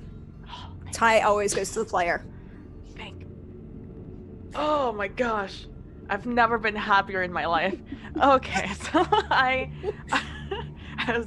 it's gonna get a little bit precarious as we go in here, but I go in and as I zoom in on somebody who has a sword, and the moment I see somebody haphazardly holding a sword, I aim for that one, and I just, with the entire force of my person and my speed, I do a little bit of physics and I slam into them into the wall, hoping that the sword that they're holding in their hand slips out of their grasp, and I'll be there to welcome it to its new home.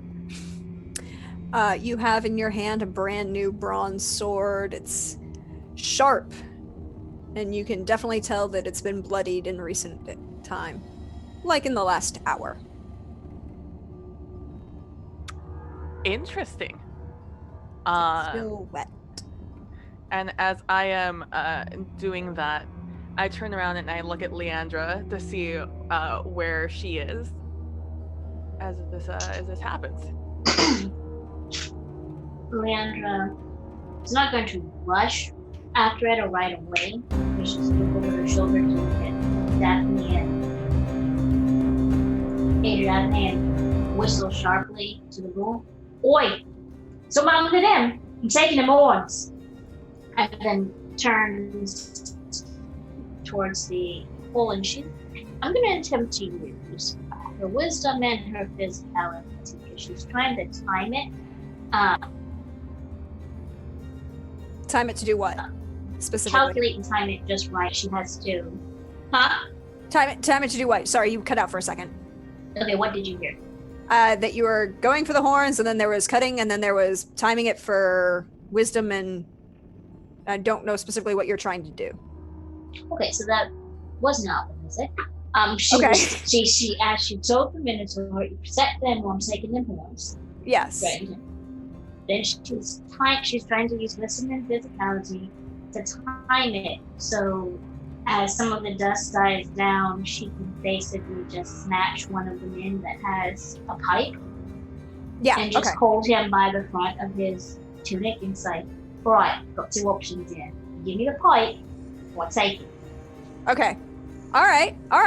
I love this. Roll this. I love Leandra and Etta just beating the crap out of these guys. I rolled 20. Okay. Where am I? I'm gonna try this. So we do physicality first. Okay. Okay, so wisdom. Okay, doesn't cut. It is that, but yeah. You get there. He doesn't seem to be intimidated by you. Mm-hmm. He's slightly older.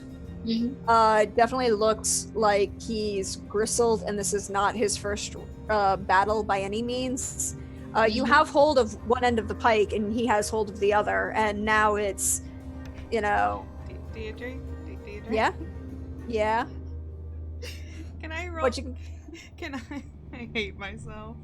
No, I like this. Go for it, Katie. I want when this happens. Can I use a lure to distract him so Leandra can get the bike? Yes. And by using a lure to distract him, I just want to look around and sort of whistle and flip my hair, maybe pull a sleeve down on my robe, kind of thing. I hate myself so much. I'm setting feminism back by 50 years right now. No, you know what? No, Use what you got. Exactly. This is the choice that you're making with your body. That's true. Still counts. This is what Aphrodite would want. I'm helping out other ladies. and realistically speaking, that's one of the core tenets of this game, that you don't need to be the one holding the sword, that you can use other tools in your tool belt. Thank you. There were words in my head and they were not coming out. That there are other tools that you can use, and it's how you use your tools to get what you want and hope things are doing. So you're going to roll. Little wink and whistle, and All right, so you're going to go ahead and roll that allure. Make sure the light is hitting you in the right way. Yeah. And then social? Yep, allure and social. To a 10. 10! And the tie goes to the player. So he is fighting with Leandra, and then you kind of come into his field of vision and just kind of flip your hair, and this glisten off of this. What color is Daphne's hair? Oh, it's blonde, yeah. It's blonde, which isn't common in Greece, particularly in this portion of Crete. It's striking, and the firelight just kind of off the lamp just kind of glistens just the right way.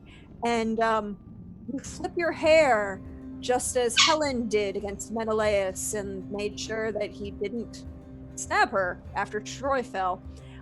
This poor soldier is distracted by you in general and blinks and lets go of the pike. And now, Leandra, you have a pike. And Edda has a sword. And Ariadne, you've just released Jason. Ariadne's gonna reach for one of the wineskins and just take a giant. Someone her size should not be able to drink this amount of wine, and just chug it, throw the thing on the ground, and be like, "Let's do this!"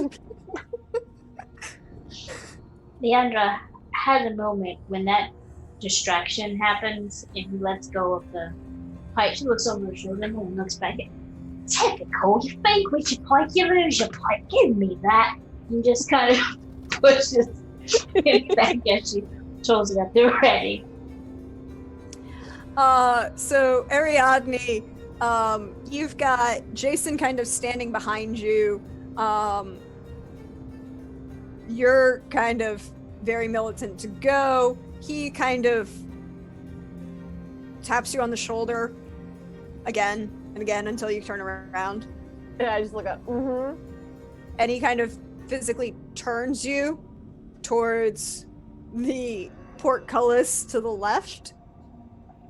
And you see that there is a giant gear with a handle that he could not reach. But it's inside on this side of the portcullis. Is it above him or is it like my height? No. Well, it's probably about comfortably maybe just above door handle height. So maybe about 4 feet, just probably a little bit tall for Ariadne, but he could not get there because he was chained in place. So he could see his escape, but he could never get there. I think she's gonna be like, I'm gonna go do that. And she's just gonna run over and just like jump and grab it as best she can and just start. Can Daphne assist? Like just pulling on it. Go and help. You can. It's slow, and at a point Jason comes over and just kind of helps you with weight, but it's still slow going, and you hear it grinding, scratching, and you realize this gate hasn't opened, this handle hasn't moved in years, probably. And it's slow, but it's raising the portcullis to the side. Edda, Leandra, you both have weapons. The dust has died down. 2 guys are kind of distracted because they don't have weapons, but there are 3 more that do. What would you like to do? I'm gonna use some deductive reasoning to assume that these guys have been running around murdering people and defenseless people, and that just kind of doesn't roll, doesn't sit well with Edda. And there's something that happens to people like that where I come from, and that will be determined by, I'm assuming, my roles here as I roll combat and physical to see what can happen with that. So are you going after a guy with a sword or a pike? There are 2 with swords and 1 with pike left. Whoever is closer to me. Probably the swords.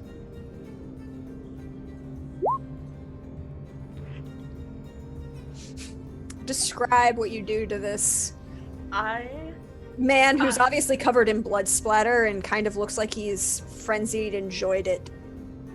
I see a wild beast in front of me, and I approach it like I usually do whenever I have to go and deal with something.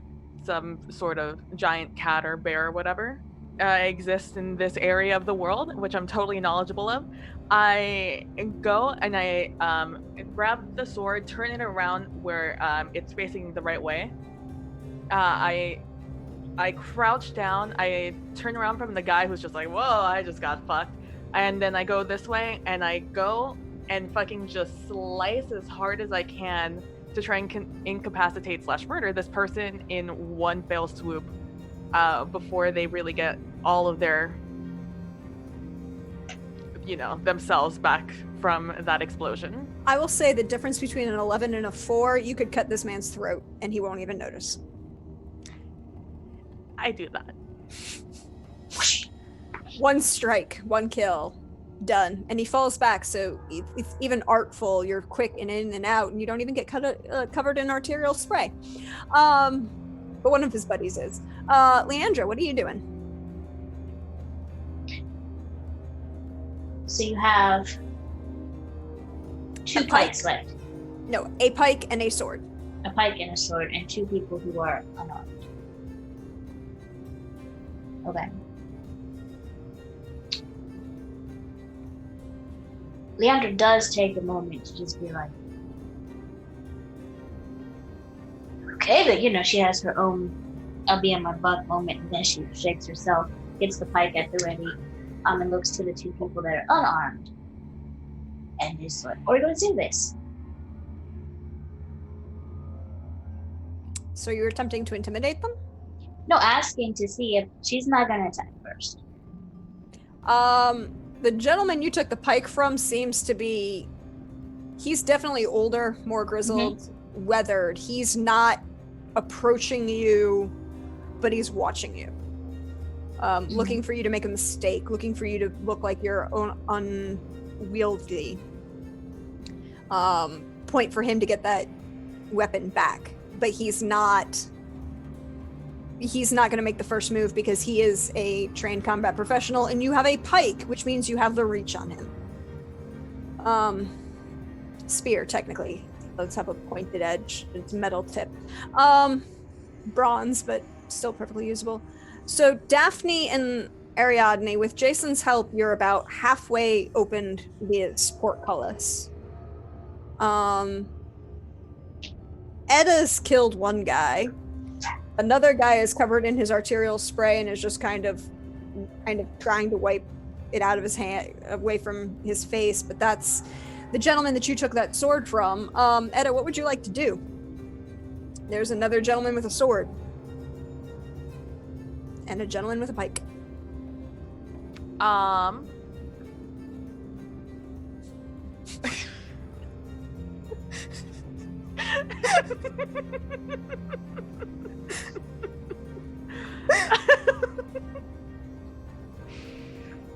Okay. Alright, okay. Woo! There is a, I see Leandra, setting up, almost circling on this dude. So I'm just, I'm gonna let that play out. Let Leandra do her thing. So I'm gonna set up on the other guy.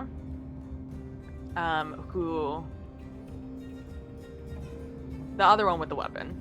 The sword or the pike? Dude. The sword. Yeah, sword dude. I feel like I have more of an even footing with that guy. And I am gonna just let the dice tell me what I'm gonna do, Okay. Starting off good.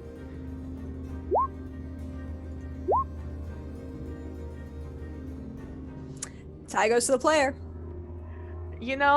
I might not be winning these rolls, but at least they're going to me, That's the one bright side here. So I am gonna move over, and as I'm going over to him, I do, not my cleanest move in my entire life, but I am gonna go for his arm with the sword to try and get him to knock it off, because I don't think I can get the force to murder this guy. So I just want to give myself the biggest advantage I can in this fight. You spin the weapon around and go to attack this other gentleman with a sword, and he brings it up to parry you, and instead of getting the permanent, the strong action that you're expecting, it's just weakened enough that instead of stabbing him in the chest, it knocks into his arm and knocks the sword out of his hand. You managed to cut his arm pretty badly. You're pretty sure he couldn't hold a weapon in his sword arm if he wanted to at the moment. At this point, you can definitely hear the loud groan of the gears behind you as the portcullis raises, and you hear it hit stone. Ariadne and Daphne, you have an open door. All right. I think Ariadne's gonna look to Jace and be like, "Can you help them first, and then we go?" He nods. And she's gonna like pick up her other wines again and be like, "Huh? You want some?"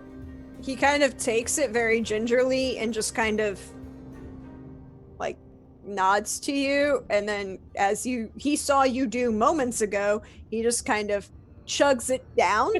Oh no, BB. Oh no. And she's just gonna be like, you might not. Oh, okay. He kind of He learned shakes it from it. you.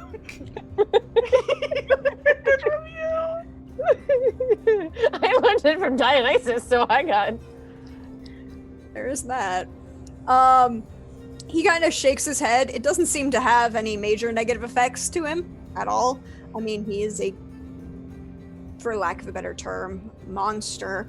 But he turns around and strides to the opening where you have these three guys who are still upright, probably. One engaged with Leandra, watching her to see when he could take the pike. One with the wiping the blood out of his eyes and trying to find out where he can see or not see, as the case may be. And he just kind of comes up and kind of pats Edda on the shoulder and jerks his thumb back.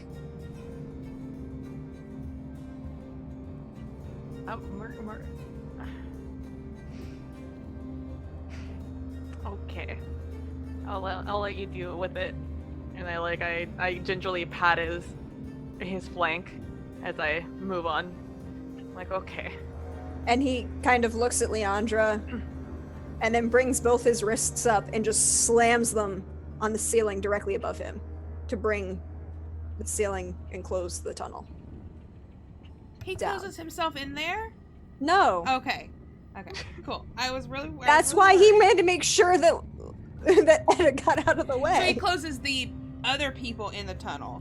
Gotcha. Yes. Okay. Damn, And then he turned turned. power play. Good boy. Then he kind of looks at Ariadne and kind of does. She's just like double thumbs up it. So Leandra was squaring off with Homeboy, but A wall, no. a bunch of dirt and wall and rock fell in front of you. In between you. You still have the pike, though. Leandra looks over her shoulder and then has to look up for once at someone who's like, "You're showing me up in front of the... Alright, fine, alright, just..." And then he just kind of turns and points at Ariadne, like... Ariadne's gonna kind of do one of those, "Gee, look at the time, we should walk through the door." No, I forgot it, but I mean, Edda got to get some blood. I was squaring off with Grandpa. It was going to be this epic thing, but now you just got to show up with pecks Both and of your you biceps. did so wonderfully, though. I think he's just ready to leave. Yeah, but Leandra is moving as she's playing, and she's just like, I mean, all right, we set it up, we blew it up, and then he just shows up and wow, it's a power play. Look at it. You know, she's just. Daphne's just gonna like pat Jason on the arm, be like, it's okay. I respect you. Ariadne's gonna be like, I thought you did good. Thank She's you, like, puppet. Thank you. I know, but I mean, it's always these jokes. I had the forge that always giving me a hard time. It's a very reflexive thing when I see pets bigger than mine. It's just a little, you know. To be fair, Leandra, wouldn't have made it this far without you or Edda, so... I mean, she looks at Edda. See? Alright, we get out of here. Yes, definitely. Ariana is gonna look at Jace and be like, "You know the way out?" Or he kind of shrugs half and just starts walking through the door, and you see him then pull his fist back once more and slam it into the wall in front of him. So instead of turning, as this portcullis opens up into a hallway, and so instead of turning either direction, he just slams his fist into the wall. and it cracks. And then he does it again. And then instead of going out, you can hear water. Flowing water. And you see. And then he just kind of turns and points. Oh, I think we can go home. Ariadne is just gonna go through the little hole. I mean, it's a decent sized hole. He is almost 9 Enormous. feet tall. He is. Yeah. And built and I think this might be the way out. so he slams that hole for you. You hear water running. As you get through the hole, you see a river underground, but you also see a small dock about maybe 100, 150 feet from where you are. You can tell that it's there because there's a lantern hanging from it and a small rowboat at the dock. And an opening out to sea. Well, Have a boat. But will Jason fit? She kind of like looks up at him. It's like a lot of work to look up at him. Daphne's doing the same thing because she's on that same wavelength as Ariadne. Like, Jason's gonna come with us, right? oh, look at that. It's only one boat. Wow. How are we going to get... Jason, can you swim? He nods and he goes, waves at you and just kind of walks directly towards the water. Alright, say look, problem solved. So we can get in the boat, he can swim, and then you can negotiate what exactly the status of your relationship will be once we get to safety. Everyone will be happy. Yeah, Ariadne is gonna get in the boat because she loves Jason, but she wants to go home. Yeah, I mean, yeah. But she's also gonna like call them and be like, "You're gonna come with me, right?" You look out to where Jason is standing in the water, and you see a figure now. And you realize that this Jason who's standing there doesn't have the head of a bull anymore. He does still look massive furry, but he's definitely human-ish. But his hair is long and kind of seems to be flowing in a motion that you can't quite expect. And he says, "Thank you. Poseidon's seas have no qualm with you as you travel home." Well, thank you for getting us out of there.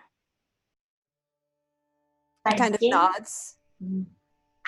Ariadne's gonna give him the string, but she's gonna like tie it around his wrist and be like, "It's not a manacle, it's friendship," and then walk back to the boat. He says thank you, and then you just see him gesture with a hand, and a large triton appears in it.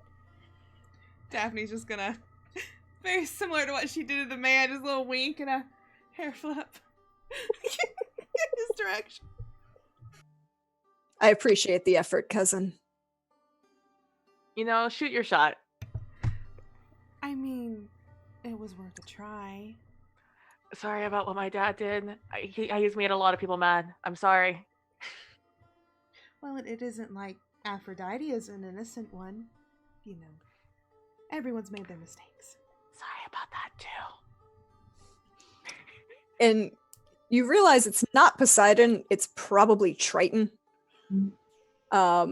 Poseidon's oldest legitimate son. And he just kind of walks into the water. Be safe.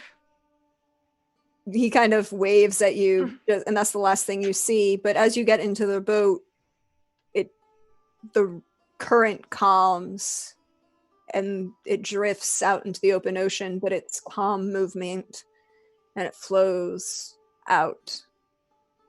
Hopefully to Greece. Hopefully to wherever we meet these wonderful heroines next. And as this is happening, Leandra just in the boat, she's quiet for going, typical, oh, I should have known it was Poseidon, just so much dramatic.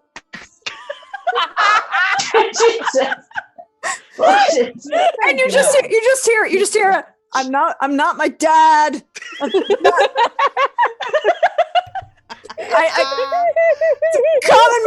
Crap. That is beautiful. But I think that's where we'll end it for tonight, as these fine ladies have definitely survived the labyrinth and the twists and turns that it contained. That was so much fun. Yay! What a good game. Yeah, we're gonna go around and do outros, plugs, any of that good stuff. Starting with our Oracle, Deidre. Oh, hey y'all. You know me. I'm at Deirdre Donlan on Twitter, or Praxagorath Esmeophoria, as you see me hanging out in the Twitch chat. Thank you so much for playing in this game, ladies. Thank you so much, Katie, for letting me run it on this channel. This is actually a game that I wrote. It's published on itch. You can go check it out there. I had a lot of fun with this. This is one of my favorite things in the world. I loved it. But as for me, you can find me Friday over on Wandering. Actually, you can I'm going to be on Wandering DM all weekend, because Friday is the first episode of Cyberpunk, and my new sweet, colorful baby, Trins, is going to be there. And if you know me, I usually play very sarcastic and very interesting characters. She is not. She is a sweet child, and I love her. Then Saturday, I'm back running things as I run Vampire the Masquerade, and one half of the Vamp Dads is missing. So, and the other half of the Vamp Dads had an interesting night with Sombra that came to the house. So, Not surprised. These things happen. It's basically our whole house is horny, except the only one not getting any is Auden. Also, why am I not surprised? Pretty much, but okay, those things are happening. But also Sunday, I'm really helping push this because I'm going to be in chat. You should all come over and chat. 12 o'clock Eastern on Wandering DM. They're doing a charity game of Witcher, where Simon's going to be playing in it. Kelly, the opera geek, is going to be playing Triss. Doug, God, what's Doug's last name? Doug, the guy who actually is the voice of Geralt, will be playing Geralt of Rivia. You can see where my mind's been all night. Out, it's just on. Cody Pondsmith, the writer of the game, is going to be running it, and they have this guy named Matthew Mercer is going to be Dandelion in this thing, and it's a whole thing for charity. So come hang out and give them money. It's for charity. But I thank you all, and you always check my Twitter because I post where I'm going to be and let you all know. Yeah, definitely check out the new Cyberpunk game coming up. Simon's been putting in a lot of work for these promos every day for the new characters. It's really great. And that charity stream, it's for a great cause, and it's really good. Alyssa, what about you? You can find me on Twitter and on Twitch as Xander Slamilton. Only really around for fun things like this, and then every Saturday on Wandering DM as the precocious art daughter to the Vamp Dads, with our dear Deirdre running our story as always. And whereas Ariadne is adorable and sweet, Auden is the most pretentious character I have ever played in my entire life. So please come check that out. It's a lot of fun. PB, what about you? I am doing absolutely nothing. I'm in a hiatus of sorts, but when I'm out of it, you can find me at PB Plays Inside over on Twitter, Twitch, and Instagram, where I play variety games on my Twitch channel, and I tweet fun things, such as a photo of my character standing in a chicken costume. So, love that. What about you, Honey? I am Honey, aka Honey and Dice. You can find me on Twitter at Honey and Dice. I play a couple of places. I usually can find me on charity streams. Bisqualia Honeysuckle, aka Biscuit, on the Uncaged live streams. Every Sunday, I play in a stream called Princesses Save Dragons. where I play a character inspired by Bianca from The Rescuers, the princess, the Lani Sabor. She's the arranger. But for the most part, just sharing the strings. I also run the Embrace the Initiative workshop where I teach new or existing DMs how to be more confident and comfortable leaders in our hobby.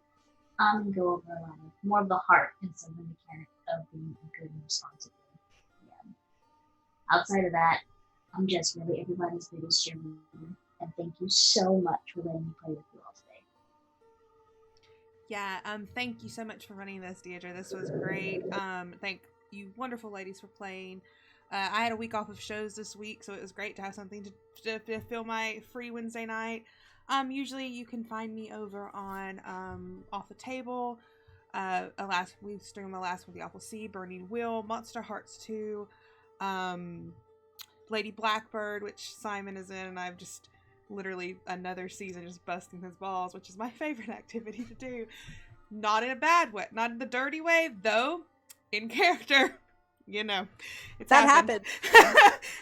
Also, we have a D&D game there alternating Fridays. You can find me on the Greyhawk channel Mondays and Saturday nights. That's slowly wrapping up. That season's wrapping up, and I am part of the Off the Table Urban Shadows actual play podcast Cape Lorelei that comes out every other Monday alongside East Cedo Beach. I play the epitome of class in that, and she's great. She's a classy lady. But yeah, that's where you can find me. Thanks so much for hanging out, everyone. I love this game. Go pick it up. The link is it's been through chat, and I believe it's also on Deirdre's Twitter. Yeah, it's on my pinned tweet. Yeah. But yeah, we are going to head out. I hope everyone has a wonderful night, and I hope everyone has a great rest of their week. Yeah. Hope everyone has a great night. Bye.